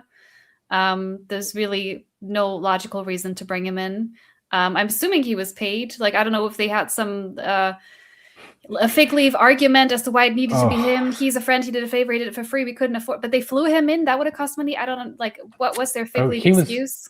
There's also invoices, because for months before filming started, this gentleman, Adam Monsheen, is also billing Wayfarer as Justin's acting coach. And also, again, to emphasize, most of these men were, I think all we mentioned by name, are all in the same small faith group, right? The Baha'i. Correct. Is just how many people are of Baha'i faith? It's a relatively small faith, globally speaking, right? Can you remind us? That I don't know. I don't know how many people are of Baha'i faith around the world. I'm really interested in this, though. There is a Baha'i center in my small town that I grew up in, and I don't know anything about them. They're very kind of insular. They have a radio station. It's kind of easy listening. It's kind of nice. But yeah, if you could tell us, just kind of give us a breakdown of who they are and how that ties into his behavior. I just looked up the number. It's 7 to 8 million globally. That's not a lot. No. So it's an independent religion that was kind of, I believe, like, kind of came out of like Iran and Persia. It's very much aligned along those kind of the Abrahamic faiths, while being individual. But it's one of those that I don't know a ton about. I have good friends of mine who are Baha'i faith, and so it's more that almost everybody at Wayfarer is of this faith. And it's one of the things that kind of came out in an expose that happened about Wayfarer, of a lot of people kind of feel very odd about working in that environment, because it feels like a very groupthink place, especially with, like, the group hugging that we talked about. There's kind of this really positive happiness attitude. So one of the things that happens is, when they have the break in filming between phase 1 and phase 2, a large number of the crew don't return for phase 2. And they do so because a lot of them were really disturbed and unhappy with the working environment in phase 1, not just having to cross the picket lines. But one of the members of the crew talks about how it felt like leaving a cult, like coming off that set, because their faith is so intertwined in what they do in everything. And I think, if you are somebody who is of faith and it's a great motivating factor for you, I think that's fine. Where we have issues is when it starts to make other people uncomfortable. And there were a number of the crew who kind of reported that as they were going through filming. But the studio itself, like Wayfarer, it was founded almost as a Baha'i studio to kind of push a lot of Baha'i values and ideals. It was born out of Soul Pancake, which is a studio from Rainn Wilson, who's also good friends with Justin Baldoni and also Baha'i. And so there's this huge connection and thread that runs through. And one of the things I noticed, like in talking about this, was right, a lot of the pushback and kind of harassment that you get just for even speaking on this topic. You know, I had a random comedian in the UK like really engaged on my Twitter, really coming for me. I'm like, I don't understand why this guy is like so interested in this story and interested in me in particular. And it turns out that not only is he Baha'i, he's also in that same group chat with Justin Baldoni, where Baldoni's talking about all of Lively's allegations with him. And so now this same guy is like on Twitter running around defending Justin Baldoni and attacking anybody who speaks out about him. So it's I want to be very careful of like, I don't think it's anything in particular of the Baha'i faith of itself, but I do think what we're dealing with here is like this very kind of interconnected group of people who are all connected by this Baha'i faith, who then, you know, essentially are enabling, overlooking, and kind of minimizing all of these incidents and kind of building Justin Baldoni up and being like, no, bro, you got this. Like, it's all good, man. And I think, you know, I would have hoped a faith tradition, especially one based in the values that the Baha'i is based in, would have actually questioned these things. And kind of one of the big things about the Baha'i faith is they don't believe in backbiting, right? No talking crap about other people. And that doesn't really seem to have even cemented as we go through this, as we'll, you know, sure we'll cover in shortly. That makes a lot of sense. When you explain it like that, like I was saying earlier, you know, so many of the things you were talking about, I recognize as being tactics used within church environments to obscure and facilitate abuse and toxic dynamics. And that what you're talking about, the constant positivity and the hugs, the love bombing. Yeah, that's really, I think that's really relevant, and we can find ourselves in these situations, whether it's in a workplace or a religious group, whatever group of people, you kind of repeat these patterns. So that definitely makes sense. And then it kind of weeds out, like you said, the people who didn't come back for the second half, you know, again, that boundary pushing, that compliance pushing, it weeds people in, and it also weeds people out, so that the people who actually would push back against the bigger stuff have already walked away. So we spent the last hour and 20 minutes recapping what happened on the set. And again, it's not just Lively, not that she wouldn't be credible by herself, but it's her, it's Isabella Ferrer, although she didn't really want to go live. That's public. With her story, that's she got roped into it by Baldoni's team, eventually leaking her name in connection with this. So it's mostly Lively who's spoken out publicly, bearing the brunt of the hate, which we'll get into now. But just to recap, so it's Blake Lively and Isabella Ferrer and Alex X and Jenny Slate and Liz Plank and Colleen Hoover and Christy Hall and Badoli's own publicist and people he previously had negative dealings with, all in courts, just painting the same portrait of this man.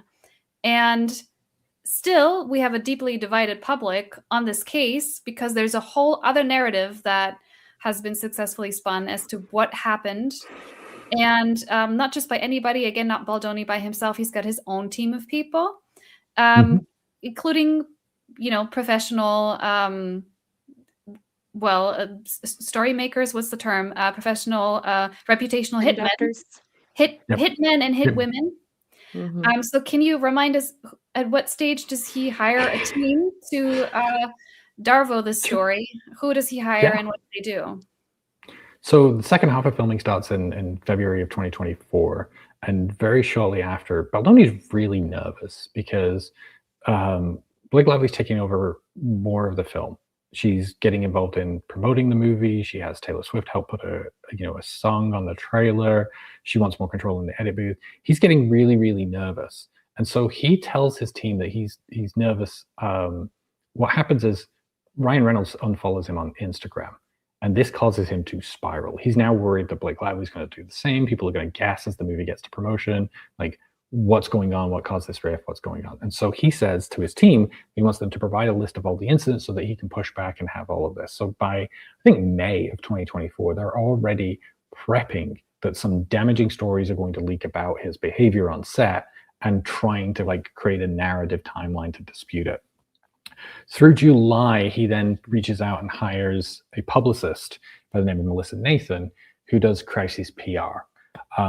She is somebody who used to work at Hiltzik Entertainment for Matthew Hiltzik. Hiltzik represented Jeffrey Epstein, Brad Pitt, Harvey Weinstein. This is where Melissa Nathan kind of cut her craft. She then leaves and creates her own PR crisis company. She takes Brad Pitt with her. She also represents Jason Sudeikis,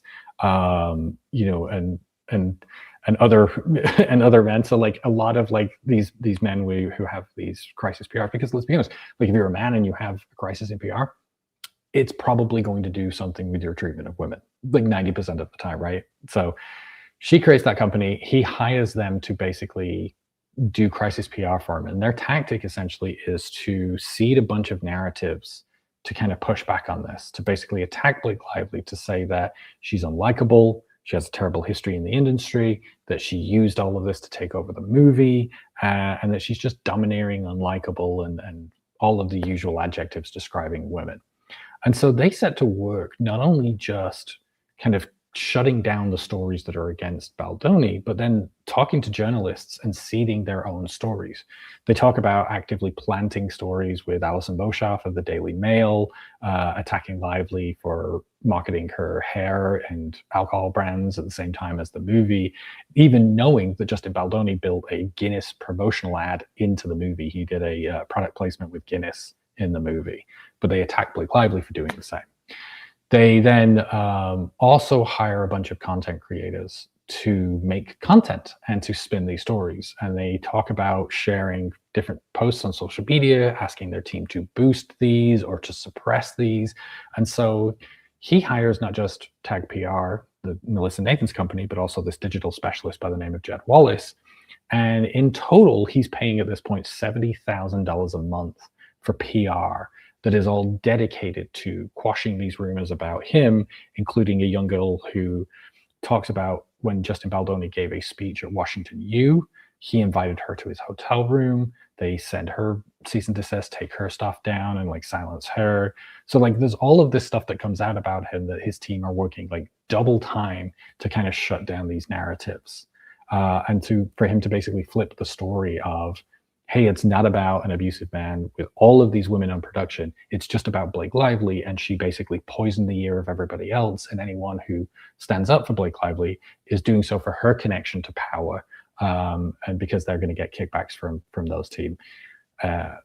So, like any good conspiracy, it like grows a bunch of different heads. Like this I've seen a bunch of different narratives. So one is the one you mentioned, that she is this Hollywood career woman, really greedy. There's I think there's a second book to It Ends With Us, so there's a sequel. Yes. So if she can take control on this and she can do the sequel, what if it's a hit? It'll be a lot of money. Also personal spite against him, which I didn't find very well reasoned, like explained, like that, why exactly she would have such personal spite for Baldoni. There's the idea she disrespected the fans by messing up some details of the franchise, like the visual language of the franchise on screen, which is so petty. Like, even if that did happen, who cares? I'm sure some fan, like, okay, not to say people can't be passionate about their franchises, but it's not, if she had done that, that's not a crime that you should hound somebody for years, right? So it's not proportional. The idea that she refused the intimacy coordinator is one of the narratives. Like Yep. When really you explained in our pre-chat, the situation was she didn't see the need to meet with the intimacy coordinator months ahead of shooting. She did not refuse having one in the project, and obviously there was one ultimately. Or that again, she was the person introducing sexualized things. Either her or Christy Hall. So whatever was wrong with the sexualization of the film, it was not Sony, it was not Baldoni, it was some of the women. And then what I really sued I mean, there's some people I know peripherally, thankfully no one close to me, but I did see some people fall for some of these narratives. And one of the things is just this whole portrait of her as a mean girl. So there are these clips of her talking to a reporter and she's not in a great mood, and that's cast as, look, here's proof that she's a rude person. And also the I think fairly serious allegation that she's downplaying domestic violence, because in the promotion of the film, that's not what she's emphasizing in the interviews. And but then, well, I'll just list all of the allegations, and then you try to help us make sense of them. Also, the idea that she is a racist person for having had a wedding on a plantation. And my understanding is it's true that she had the wedding at the plantation, Yep. and that is a fair criticism to make. Like, why would you have your wedding at a site of slavery? Does it merit this level of response? I don't think so. And actually the most serious allegation is that she previously sided with Hollywood abusers like Woody Allen and Weinstein and worked with them even after allegations had become public. And just to be clear, I mean, you'll help us make sense of what allegations, whether there's any merit to them. But just to be clear, even if she did side with those men, she can still be a victim of sexual harassment and assault. She can be a flawed Hollywood star who's probably done some unsympathetic things, maybe even shielded an abuser. Yeah, I mean, we see it coming out of sort of the current American administration, sort of the women who exit that, who you can fairly criticize for shielding. Now there's a cabal of abusers. Sorry, I know some people object to the word cabal, but a group of abusers. But that doesn't mean that those women couldn't have still been predated on or suffered or been disrespected or unfairly, mistreated in those contexts. I don't know why we need to repeat that. And just a very, very final narrative that a lot of women, sort of just these female accounts, even some feminist accounts online, were telling me the real reason Blake Lively took over the film and has been trying to destroy Baldoni's reputation is that she was in love with him. Right? Again, like postpartum with her baby, she was looking to have an affair with him. He said no. That's why she's doing this. So that's my understanding of the alternative narrative. I think you nailed about half of them. I think there's like twice as many. And I think this is the problem, right? Is like, I could go in and go deal with every single one of those, but we're here for the next hour dealing with this, right? And this is the whole point, is we're going to throw this gish gallop out of all of these different accusations. It doesn't matter whether any of them true. Some of it's going to stick.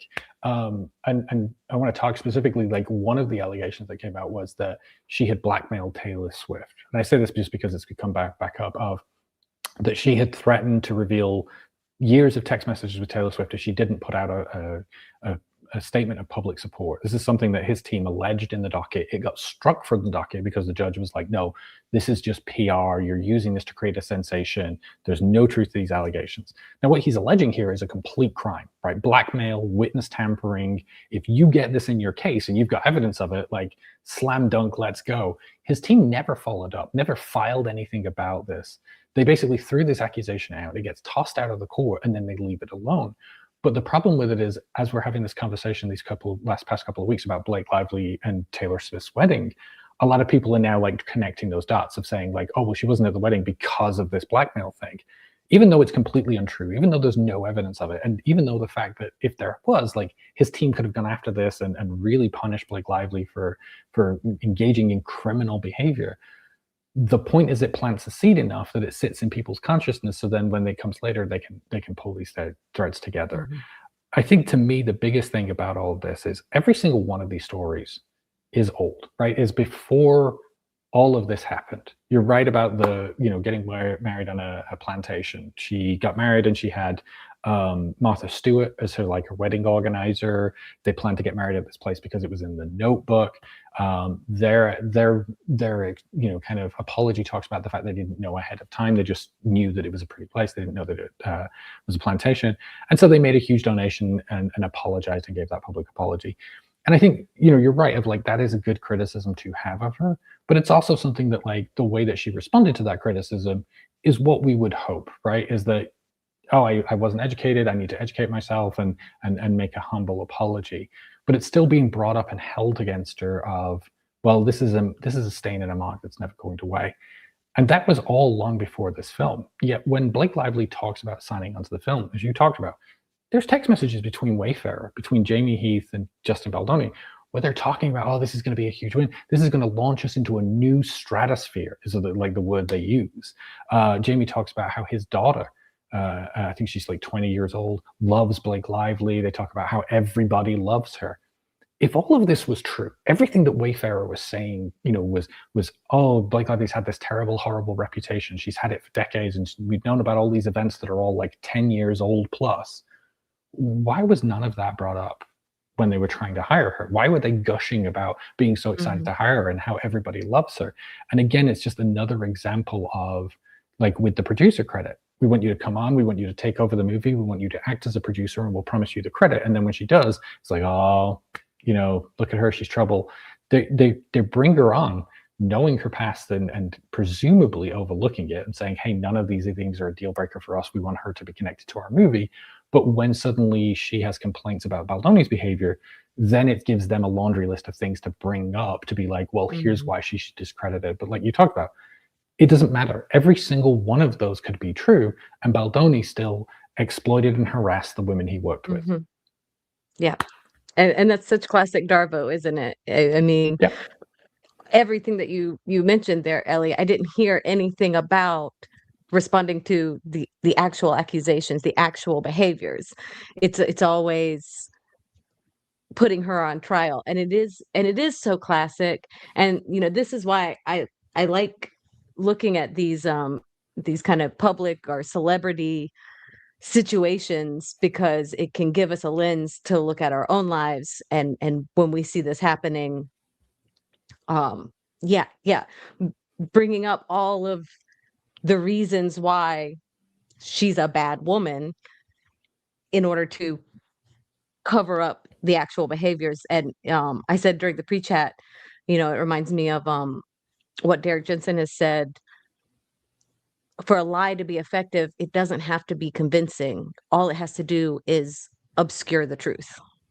Right. All it has to do is be an obstacle to actually seeing the truth. So yeah, like you said, this laundry list, and this, if you take the time and energy it would take to go through each individual thing, that's the purpose of it, is to keep you busy and to keep you running around in circles and not focused on the actual behavior that we're talking about. Yeah, and when you look at Justin's deposition, right, his own testimony, not talking about what anybody else says about him, his own deposition testimony was that he thought Jenny Slate looked sexy. He told her she looked sexy. He felt the comment was inappropriate himself and uncomfortable, and tried to deflect with humor. Then 4 days later, he said the same thing to Blake Lively, who kind of called him out on it, and again, he deflected with humor. So by his own admission, right, by his own testimony, he knows that he's making sexually inappropriate comments that the people around him are finding uncomfortable. And yet his whole thing of like him and his wife put out a video last night of how, the injustice of all of this and the trauma he's gone through. And it's like, it's so disappointing when we talk about a man who's been built a platform on accountability, for him to openly one hand say, yes, I did say, these sexually inappropriate comments to a coworker. Yes, I did make them uncomfortable, and they communicated their discomfort to me. And then for immediately to turn around and go, but I'm the victim here, and it's so traumatic for me to have to endure those women calling me out on the behavior that made me uncomfortable as well. Like, I don't know how you thread that needle, right? One of the things I talk a lot about in my content is your own behavior. And none of that is consistent with a man who's self-aware and knows his own behavior, because it's such a logical contradiction. And one other thing that he pulled, which is, from the abuser playbook, is he claimed that he needed hospitalization as a consequence of all the stress and the trauma. Yes. Yeah. So he ends up in June 2024 in hospital for a spinal infection. And at the time, he's just doesn't really talk about what the cause is and all the rest of it. In messages between him and his team, Colleen Hoover writes to him at the same time, like afterwards, that there's a news article where he's misrepresented some details about what had happened. And Colleen basically says, hey, you need to go correct this and to get them to delete this, because none of this is true. I know you've been lying about Blake Lively and not telling the truth about her. Now you're doing it about me. I'm facing all of this harassment at the end of it. I just want it to stop, right? She's literally begging him to end this campaign of harassment against Blake Lively and her. And his response is, well, it was her betrayal, because Colleen Hoover, and hearing all of the details, sided with Blake Lively, that put me in the hospital. What had happened is him and Jamie Heath had gone to dinner with Colleen Hoover as part of the early promotion for the movie, shared all of the stories to try and show how Blake Lively is terrible. But Colleen Hoover has experience in abuse, had an abusive father, and immediately clocked it as, these dudes are trying to triangulate. They're trying to get me to hate Blake Lively and join into their little thing, and I don't want to be in the middle of this. She immediately clocks it and then told the other cast about it. And that's how the rest of the cast finds out, is through Colleen Hoover, not because Blake Lively. But anyway, he says that, she put him in hospital. It turns out he's in hospital because he got stem cells in Mexico. Justin Baldoni has this long history of promoting products. His dad is in the industry, built a huge company on product placement in movies. And Justin, and throughout his career, has a long history of doing brand deals, partnerships. He did a whole thing for Philips's coffee maker. He did this whole collab with Target. So he's got this long history of doing these paid promotions. And so he does it for this doctor in Mexico who offers stem cell treatments.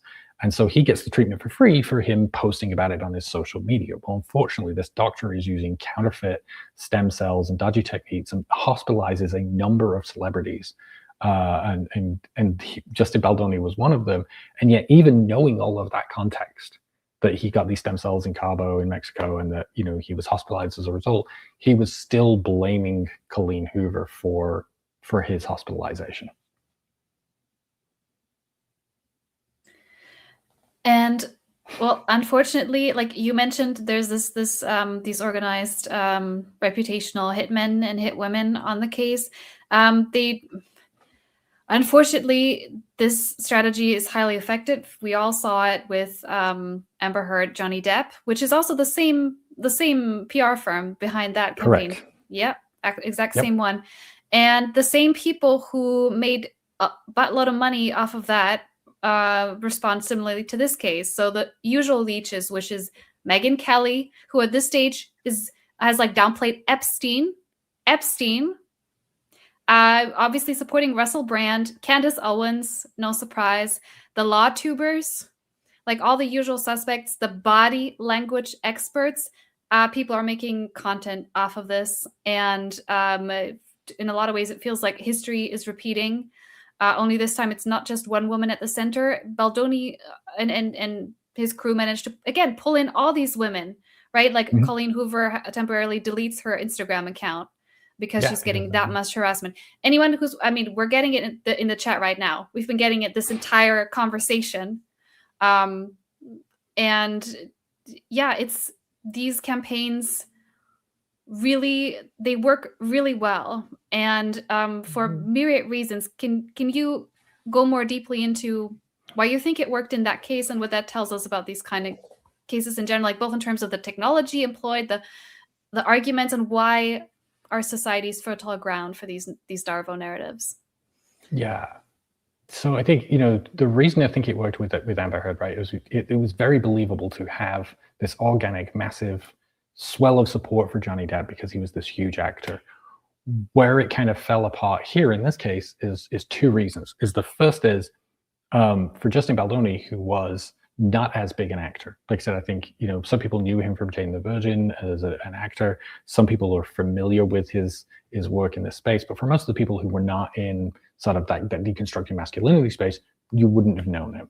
So for him to have this instant massive pushback, and like you said, you can see it in the chat now, I've seen it throughout my comments, anybody who talks on this topic and criticizes Baldoni in a slightly way gets this outpouring. And so it became very clear that it was inorganic and that something was driving this. And so I think that's the thing that has kind of slipped up here, is this machine works well when it's a huge celebrity. It becomes a lot more obvious when that celebrity doesn't have a massive outpouring of support, especially when that support doesn't appear to be people who agree with Baldoni's feminist platform or be able to articulate any of his talking points or read any of his books. It just doesn't mesh. Why I think it works so well is, I mean, this is the greater topic of like abuse dynamics and rape culture generally, in that we as a society are always focused more on the credibility of the accuser than the perpetrator. And so we have all been conditioned in that sense to, like, the moment there's sort of any doubt, well, okay, it's a false allegation. And that's been a huge narrative in this, is that the allegations made by Blake Lively are false. But as you talked about, it's not just Blake Lively, right? There are almost a dozen women who have openly talked about being viewed Baldoni's abusive behavior, and still that doesn't stick, because her credibility is always on trial, never his. The fact that he's changed his story through his depositions and his lawsuits doesn't matter. And I think it's as long as that continues, as long as we offer this great outpouring of, oh, well, if she did these things or she did this, then her victim story isn't true, we're going to be stuck in that, right? Instead of looking at what is the actual narrative about what's being alleged, what is his defense of what's being alleged, and how has he responded? If you're hiring a $70,000 PR company, that have a decade-long history, right, of working with Johnny Depp, Brad Pitt, the company that he hired has basically been doing smear campaigns, about 20 of them that we've documented, for the last decade. That is not somebody with a feminist platform. This is somebody who hired a company that does smear campaigns to plan a smear campaign, but he says they didn't enact it. And so I think that's where, like, what's more believable in that sense of you're seeing this massive outpouring of support for him that isn't natural. He deliberately went to a company with a reputation for destroying accusers' credibilities. He planned to destroy accusers' credibilities. There's conversations of them planting stories with journalists and giving content creators scripts, working with them on the scripts. Oh, you need to change it this, go after Blake Lively for this, do this. And we're still at the point where it's like, okay, Blake Lively lied. Like, until we put the perpetrator's credibility on that same kind of scrutiny as the survivors and the accusers, I don't think we're ever getting out of this. I think the claim he made was that he only hired the firm to write positive pieces about him, or something like that. But like you just said, I don't know why there's still a debate. I don't know why there's any human in the comments. Like, you have all the chat evidence, and how does one reason out of that? Like, we are misreading them, or they were doctored, or I can't even follow there. Well, I think there's just societally a feeling from a lot of the men that I see, right? Like, I talked about how I see this a lot in the content I do that's more targeted towards men's rights activists and fathers' rights. There's this kind of this feeling that if a woman makes these kinds of allegations, whether they're true or not, she deserves everything that's coming to her. And I feel like that's part of where this comes from, is that the conversation is never, it's wrong for him to have created the smear campaign. It's wrong for him to plant stories with journalists. It's wrong for him to silence other accusers that are talking about his behavior. It's always, well, he has a right to defend himself. And agreed, right? He has a right to be able to say, hey, this is not what happened. This is my version of events. He can absolutely take it to court and go through these things. But the word defense is doing a lot of carrying there when we're talking about he's now targeting the livelihoods, the reputations of work of these people. A prime example is, as part of all of this, Blake Lively did like a pop-up at a donut shop. Showed up at the donut shop, helped him to make donuts, all cool, cute little piece on her Instagram. Baldoni's defenders not only shut down the Facebook page or the Yelp reviews, I think, leaving crappy comments for this business. They also got the health inspectors involved to go do a health inspection of this business. Now they passed, but imagine the stress of all of that. You've got all of this hate campaign. Like you said, you can see in the comments for today, they've shown out today for us here in the comments. If you're a small business and you're getting all of these 1-star reviews, you're getting all of these people telling you you're terrible, Blake lied, how dare you, blah, blah, blah. And then also you're getting the health inspector. None of that is deserved because somebody you invited to your store made allegations against a man, but they see it as justified. And I think it's crazy to me that that's the kind of world we live in, where as we talk about these conversations about patriarchal violence, and that is the level of we're comfortable with that level of violence. She deserves it. She's okay to be torn apart, and anybody who works with her also as well, because she said that he made comments that she was sexy or that he kissed her inappropriately. And I think we are, like you mentioned, used to like father's rights activists, which I know it's a misnomer, but organized misogynists, we're used to it from them. I like that better. Yes, but unfortunately, it has to be said that I witnessed this with some people that I've known for some time on my periphery. This smear campaign was so successful that it got women roped into it, even women who consider themselves progressive and feminist, who are very vehement about the story. And this is, well, coincidentally, I'm just reading a book that's really relevant to this that I want to pitch to the audience here called Click, Stalk, Destroy by Dr. Jess Taylor. I highly recommend to people, which goes into, again, we know stalking from intimate partner violence. We know stalking, again, from organized misogynists. But unfortunately, we have to face the fact that misogyny in this world runs so deep that even a lot of groups of women get roped into it. So like Meghan Markle haters, famously, a lot of women. Right. Same with Amber Heard. Quite a lot of women spoke vehemently against her, got really ugly, really aggressive, really organized. Like, again, the targeting of people who are having any kind of interaction with the hated person until somebody risks total deplatforming. Like, and well, I mean, this is something I'm thinking at some point we'll have to do an entire stream. Like, it even goes into the point of, again, the most massive possible accusations. Not only is Blake Lively, an abusive person, she and Ryan Reynolds are even sex traffickers. And guess what? People who support them, they're probably pedophiles.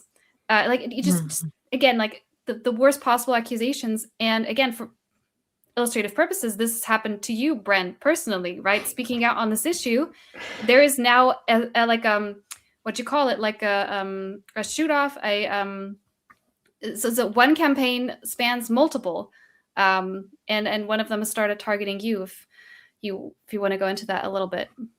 Yeah, I mean, like it's not just me. It's all of the content creators that have talked on this, right, for the last year. We've all been targeted. All of us have been doxxed. Some of the creators that I know, Baldoni streamers, were actually talking about their employer and doxing their employer on stream. Another one of the content creators I know, her business is constantly harassed, right? So they were posting pictures of her office on Reddit and things like that. Like, this is the kind of level of intimidation that anybody who talks about this is exposed. And I'm sorry that in having this conversation, right, like I've also exposed you to it. And as you've seen in the comments today, like this is unfortunately the army that follows around this conversation whenever we have it. And for me particularly, like, you know, I've talked openly on my TikTok platform about how in talking on these topics, I have been harassed for years. I've been doxxed for years. I've had people, you know, talking in private about how I'm so terrible and, you know, you need to be careful, I'm an abuser, and then jumping on their TikTok to brag about how they're telling podcasts like how terrible I am and like gloating about the harassment that they're encouraging my way.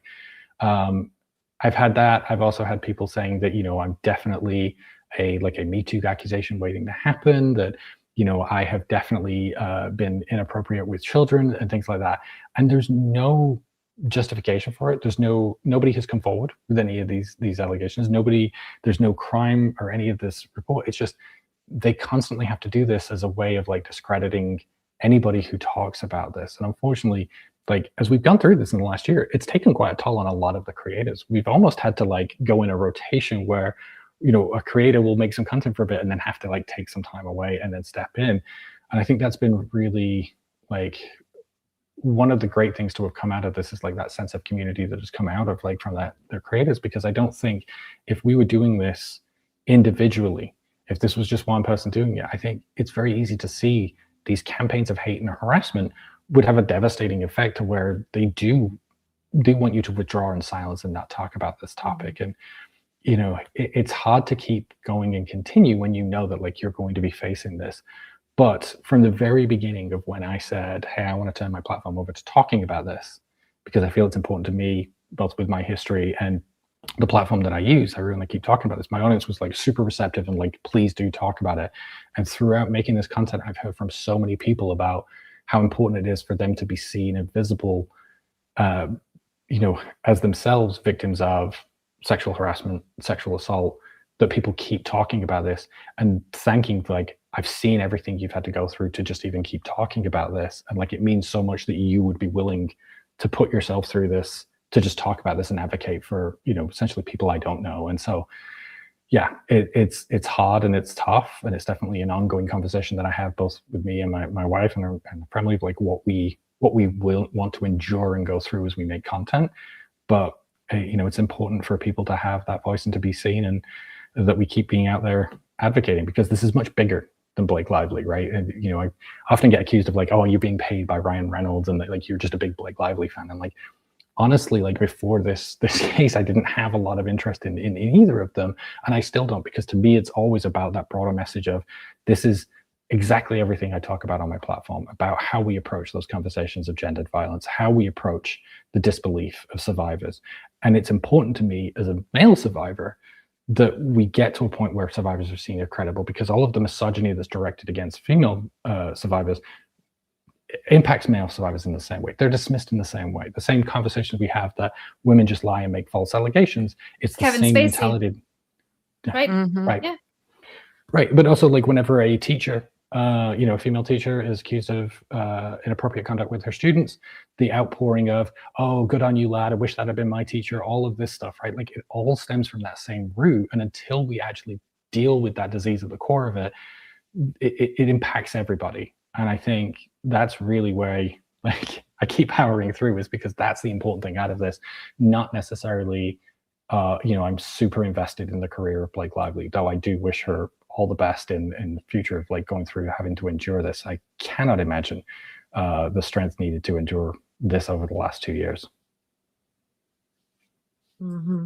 A couple of things I wanted to mention about the accusations of trafficking or accusations of child sexual abuse that are thrown. This is kind of what I was talking about earlier. I think we really need to demystify the concept of false accusations, because they do happen a lot, and we need to actually like look at what patterns do false accusations follow, and also what, like I was saying, what patterns do actual predatory situations follow, and those granular details. Whereas when it is a false accusation or a smear campaign, it's very blitz attack. It's very, the emotional right off the bat, not necessarily those kind of more gray details, right? Because the gray details makes people go like, oh, well, there might be something else. There might be some nuance here. But when they come with that really black and white, you are a pedophile, you are this, you are that. And I've seen that in smear campaigns in my own life. I've seen it with family abusers. I've seen it in church communities. And they get out and get those kind of whispers going ahead of it. Kiki 47474 in the chat says, Baldoni's mob are as abusive as he is, so afraid of the truth that they bully and intimidate anyone that they don't agree with into silence. Classic abuser tactic. And I always find that really interesting to watch how the public narrative not only reinforces, but continues to act out the same abuse tactics. Like you said, as soon as a woman comes forward and says, this is what happened, it does this, there's just this weird shift that happens where the public then receives permission to continue the same behavior that the abuser has been doing. And maybe people who wouldn't have the skill set, because like I said, this is a skill craft, like abusers practice this, but there are plenty of people who don't know how to do it but are very happy to latch on to somebody who does, and kind of ride that train and get that whatever that high of power and control is. And also, the fact that I think that these public conversations get so stunted because of the logical conclusions that they would force people to come to in their personal lives. I think people cannot face, because I think about it, like we go like, why are people going so hard for this random man they've never met before? Right. And with the Johnny Depp case, with what was the other one we were talking about? It doesn't matter. You know what I'm just saying. But I think it's because it too closely resembles things that go on in people's personal lives, that if they followed to their logical conclusion, they would have to recognize and reckon with.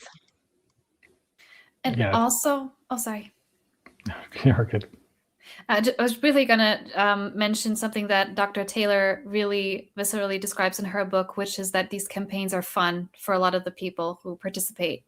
There's sadistic joy. There's this person singled out. They have all these negative attributes put on them. It's usually a woman, though not always, as we mentioned.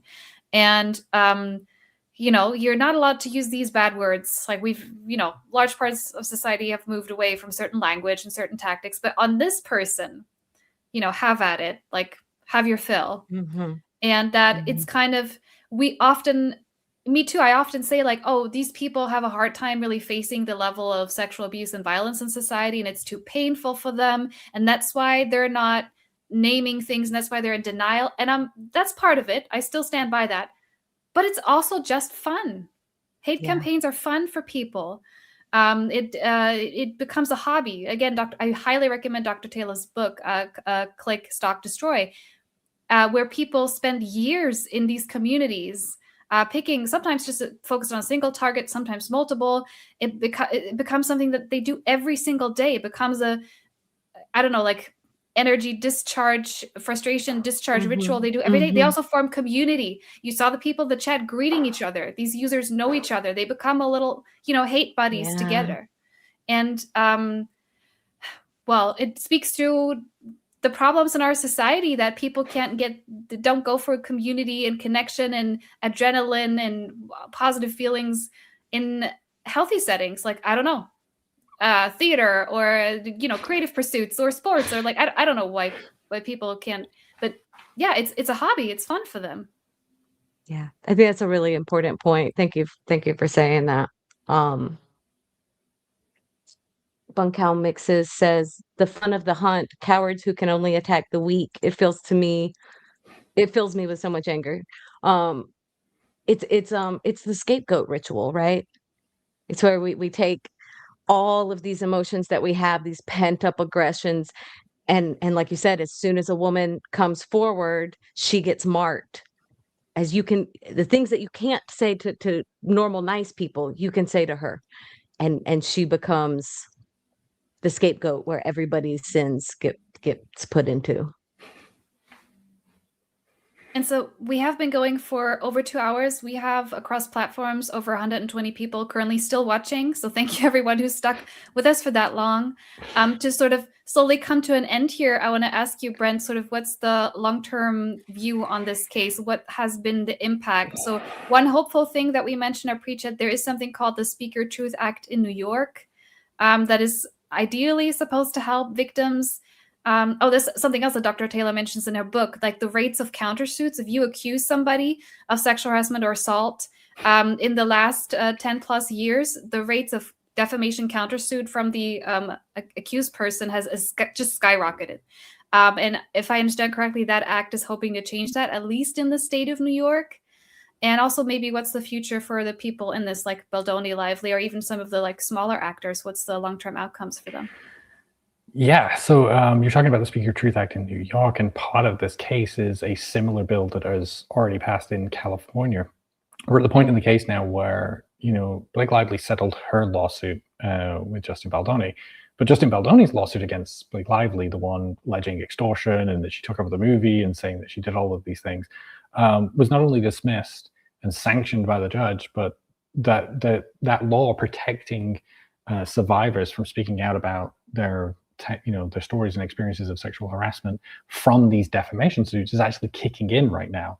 And we're at the process in the lawsuit where the judge is basically deciding how much Justin Baldoni is going to have to pay Blake Lively for having to defend against his lawsuit. So he has to pay his own legal bill and hers in his countersuit. So it's a real kind of breakthrough, because I believe this is the first time that bill has kicked in, and somebody has lost under that and is going to have to pay out of that. And hopefully then that does kind of trigger maybe some caution about these defamation suits in future, where, you know, one of the things that came out through this case, through the amicus briefs and through the story of Elly, who also submitted an amicus brief, is how these abusive men will file these expensive litigations in back to say, oh, all of her claims against me are defamatory, and just force this kind of financial destruction along with reputational destruction for even just being able to speak out. So that we're starting to see those protections being enacted, like not only in California and having an impact, but then also rolling out in other states as well. I mean, this is great news, right? And hopefully there's a benefit that come out of it. I think the other thing that kind of comes out of this case is, like I talked about, that team that Justin Baldoni hired, of Melissa Nathan, Jed Wallace, and Brian Friedman. What's coming out through this case is that they were not only engaging in this smear campaign. There's another lawsuit that's ongoing between Amanda Ghost and Rebel Wilson, where Rebel Wilson went through the same thing. Director of a movie, she felt she was having her movie taken over control and sidelined. She came out with a bunch of allegations, and now, like, she's you know, in this lawsuit with Amanda Ghost, and Rebel Wilson hired the same team to, like, create a smear campaign and defame Rebel Wilson. A lot of, like, the exhibits and information that came up in the Blake Lively case and the Stephanie Jones case, who Stephanie Jones is Justin Baldoni's publicist, who's also suing him because of all of the smear campaigns. She alleges that he used the same team to then create a smear campaign against her as well. So we've got all of these lawsuits up about this, and we're starting to see that there's this history of them. Alexa Nicholas has also got an ongoing lawsuit with Melissa Nathan and Brian Friedman for an alleged smear campaign against her. And so what it's done is really expose that there is this kind of commercial service for smearing your accuser, right? And for being able to target them. And so now that that's been exposed, there are these lawsuits now where the people involved are in jeopardy. And hopefully, like, maybe we'll see some action there or some consequences for them. And if nothing else, we'll at least be able to expose more of the mechanics of how these smear campaigns operate, so that people can be a little smarter. So that, you know, as we move from that progression of where Amber Heard very much kind of was torn apart and there really wasn't much discussion, now we're kind of moving into this Blake Lively campaign where people are a little more kind of like understanding of what's going on of the smear campaign behind. It feels like we might get to a point where one of these smear campaigns is then launched and everybody just kind of rolls their eyes and says, okay, well, this looks like Melissa Nathan and Jed Wallace. We're good. We can move on. There's one thing that we forgot to mention, I think, in regards to Brian Friedman, that I don't want to skip over, which is his, can you clarify one more time? Because I know there were so many names in this 2-hour live stream, what his role has been in all of this, and also what his own history is, because actually that is so, I mean, if it were up to me, as he'll tell us, the kind of thing is that he did would, that should haunt you forever. Some things should haunt you forever. So can you tell us about that before we close out? Yeah, so Brian Friedman is the lawyer that Justin Baldoni hired to represent him in that lawsuit. Brian Friedman himself has a history of being involved in these kind of smear campaigns. Like I said, he was also hired by Rebel Wilson. And so his history is that, you know, very early on when he was a student, he had his own allegations against him. The allegation against him was that a young woman who was 17 was drunk, blacking out. He and two of his friends escorted her back to his fraternity house, and they were sexually intimate with her. And they claimed that it was consensual, that they had sex with this woman who was blacked out and a minor. And he ended up settling that lawsuit. And this was very early on, like I said, when he was a student at, I think, UC Berkeley in the 80s. And so he has kind of made this career of, I mean, it's mixed. He's represented both abusers and survivors, but he's really had this kind of history of really kind of gearing for settlement and being kind of almost like this celebrity lawyer who kind of goes into the press and attacks people. Throughout the Baldoni and you know, Blake Lively case, Baldoni talked about how, you know, him and his wife just released that Instagram video of like how he's breaking his silence. He was never silent through this entire year. Brian Friedman was out in the press. He was on, like you talked about, Megyn Kelly. He was out front and center in TMZ, really kind of representing and going after Blake Lively throughout this entire campaign. And so, like, that's what he does as a lawyer, is really kind of aggressively pursue these campaigns in like a legally gray area. Now, the thing with Friedman is he's been involved in numerous lawsuits that have alleged that he set up like fake social media accounts, launched these smear campaigns, and really pressured people in borderline like definitely like dubious areas of like, for a lawyer, this seems like not how you would expect them to professionally behave behind the scenes. But it seems like none of that has really been able to stick through his career. But again, I feel like if you're Justin Baldoni, right, is that really the only lawyer you can hire? Like, is the lawyer with a history of smear campaigns and really serious allegations against him and a history himself of sexual misconduct, would you not hire any other lawyer? I don't. Yeah, I think wasn't Johnny Depp smart enough to get a female lawyer? Just looks better, you know, in court. That female lawyer is representing Amanda Ghost in her campaign against Rebel Wilson, so she's on the other side. So it's really interesting in that case, because obviously she would have a lot of intimate knowledge that perhaps she can't talk about in the case or reveal that she knows in the case about how Brian Friedman and Melissa Nathan operate, because she was involved in the Johnny Depp campaign, which is what makes that one so particularly interesting. Oh wow, like yeah, you really would need a real chart to keep track of these people, but it sounds like they're all one infamous we have family. One, it's crazy. It's like pictures everywhere and string, you know, the whole Pepe Sylvia, like, yeah, it's very crazy. Yeah, so the only hopeful thing I can see coming out of all of this is, yeah, we have to raise awareness of these tactics, and that will lessen, hopefully, somewhat lessen the effectiveness. But yeah, Sybil Jo, do you have any closing thoughts? Last questions. Yeah, I just, Brent, again, I so appreciate you putting so much work into this, you know, over the months. And like you said, the focus being on really demystifying these patterns and really seeing how these smear campaigns actually operate. And I know, I think a lot of people, I know when you're experiencing it, whether it's in the public, the way that Dr. Jess's book talks about, you know, her having these stalkers that just know her from online, or whether it's in your personal life, you know, people that you know and trust, it gets very difficult to know what to believe, you know, and you get all these different narratives, you get all these different details. But Elly, I liked what you said earlier about, for a lot of these kinds of personalities, it's a game. It's fun. And I used to say this about my mother, who was a oh gosh, she was top level on this kind of stuff. You know, she was stalker, narcissist extraordinaire. My uncle had to have his social security number changed at one point. So, you know, I got to see it really firsthand. And oh gosh, one thing I would say about people, you know, they'd come to me and say, well, your mom said this, she said that, and then I said this, and then she said that. What does that mean? And why did she say that? And I would stop them and I'd be like, none of that matters. She said that because she likes to play. It doesn't, you're getting caught up in kind of the gunk of the game. She's going to change whatever she says based on whatever move in the game she wants to make. And you're trying to, just like you said earlier, Brent, like address everything she's throwing at you.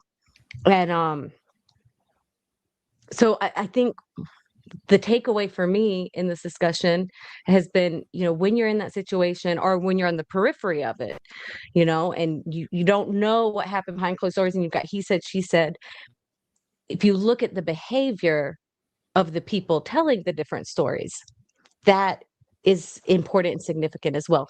If the behavior is mobbing, if the behavior is abusive, if the behavior is intimidating, if the behavior is piling on word salad, you know, like I said, a continuation of what would actually be abusive behavior, well, that's the evidence right there. Mm-hmm. Yeah, and it's unfortunate because of the best way to deal with that, right, is to not engage with it, is to detach, is to gray rock and to be silent. And so it just creates that greater sense of isolation. And like it's so heartbreaking that the only kind of course of action you have is to disengage, because it allows them to continue to control the narrative and go forward, and you just have to endure it. And we don't have any other options. Like, there's no other good solution for how you get through this other than this is just something you have to endure and get through. So even having gone through these horrific experiences, now you have to go through something even worse. Yeah. And which is why it's so important, the work that you do, and you know, us bringing these conversations out again and again and again and again, because yeah. What were you gonna say, Elly? Sorry. I was just going to say, well, we hear that from rape victims or domestic violence victims speaking up in court, that the abuse is horrific, but then being quizzed on it, which is, well, it's kind of the job of a lawyer in court, or even the police, to get every granular detail and to, you know, and get as much proof as possible, which often with these kind of cases you're not going to have, and that can be worse than the actual experience itself. And we also hear that there's psychological studies on this. If a traumatic thing happens to you, especially again if you were violated or abused in some way by another person, there's a specific window. If in the days and weeks after, the community rallies around you, believes you, supports you, takes steps to secure your safety, and towards accountability, that can significantly lessen the long-term PTSD. Yeah. Unfortunately, routinely as a society, we do the opposite. Because like you said, Brent, we question her credibility 1,000 times more than her or his, than the abusers. So, yeah. So thank you both so much. We've been going such a long time, and I'm grateful for the listeners who stayed to the end. There's so much that we covered that I'm sure we'll pick up again in the future. And yeah, anyone who listened to the end, do leave a like, a subscription. So much what we discussed here will come up again. The film industry will come up again. The false accusations of trafficking and abuse, that's a place we will have to go again and again. That's what we try to do here. Also have the conversations where, again, there is no clean, easy answer. Yeah, but whatever we can to paint the real picture of how abusive systems work. So yeah, thank you both so much. Any last words to Brent, the audience? I hope that you'll, Brent, I hope you'll return. It's been so great meeting you and talking with you. I feel like we could go down so many different trails, and we're always excited when men are willing and ready to go down those trails with us. I think you bring a lot of insight and a lot of clarity. That I'm very humbled by that, because like I appreciate you guys reaching out. I had not known of your work before, and I told Elly, like, I watched a couple of them and I was like, I really appreciate how nuanced and in-depth and intelligent the conversations that you guys present are on topics that are often very black and white. And so I just really appreciate it. And so Elly, to kind of build on what you're saying, like last words, I think it's just that, right? Of when you're coming into a situation that maybe is uncomfortable to look at, where you don't know the truth, it's really just having that courage and confidence and strength to be able to dive in and actually do the work of digging in and learning the truth and persevering through it, even though it might be uncomfortable, because that's the only way we really kind of ascertain what is real from what isn't. And then, like you say, you might find somebody at the bottom of it who only just needs to be seen and to be validated, and you could be a huge lift for them just in giving them that recognition. Yes. So thank you, both of you. Thank you, audience. We'll be back next week. Next week, we're talking about Trump. I know we're all so sick of him, but we did a part 1 where we talked about, again, women who we might not personally like, but they've probably been through something. We're talking about Melania. Very provocatively, is Melania Trump a sex trafficking victim? There's actually a lot to indicate that she was caught up in a web of abusive people. And there was all this abuse happening around her. And just because we're not hearing it from her doesn't mean nothing was going on. And again, imagine being married to Donald Trump. That's what we'll pick up next week. So just that little advertisement right at the end. So bye, everyone. See you soon. Thanks, guys.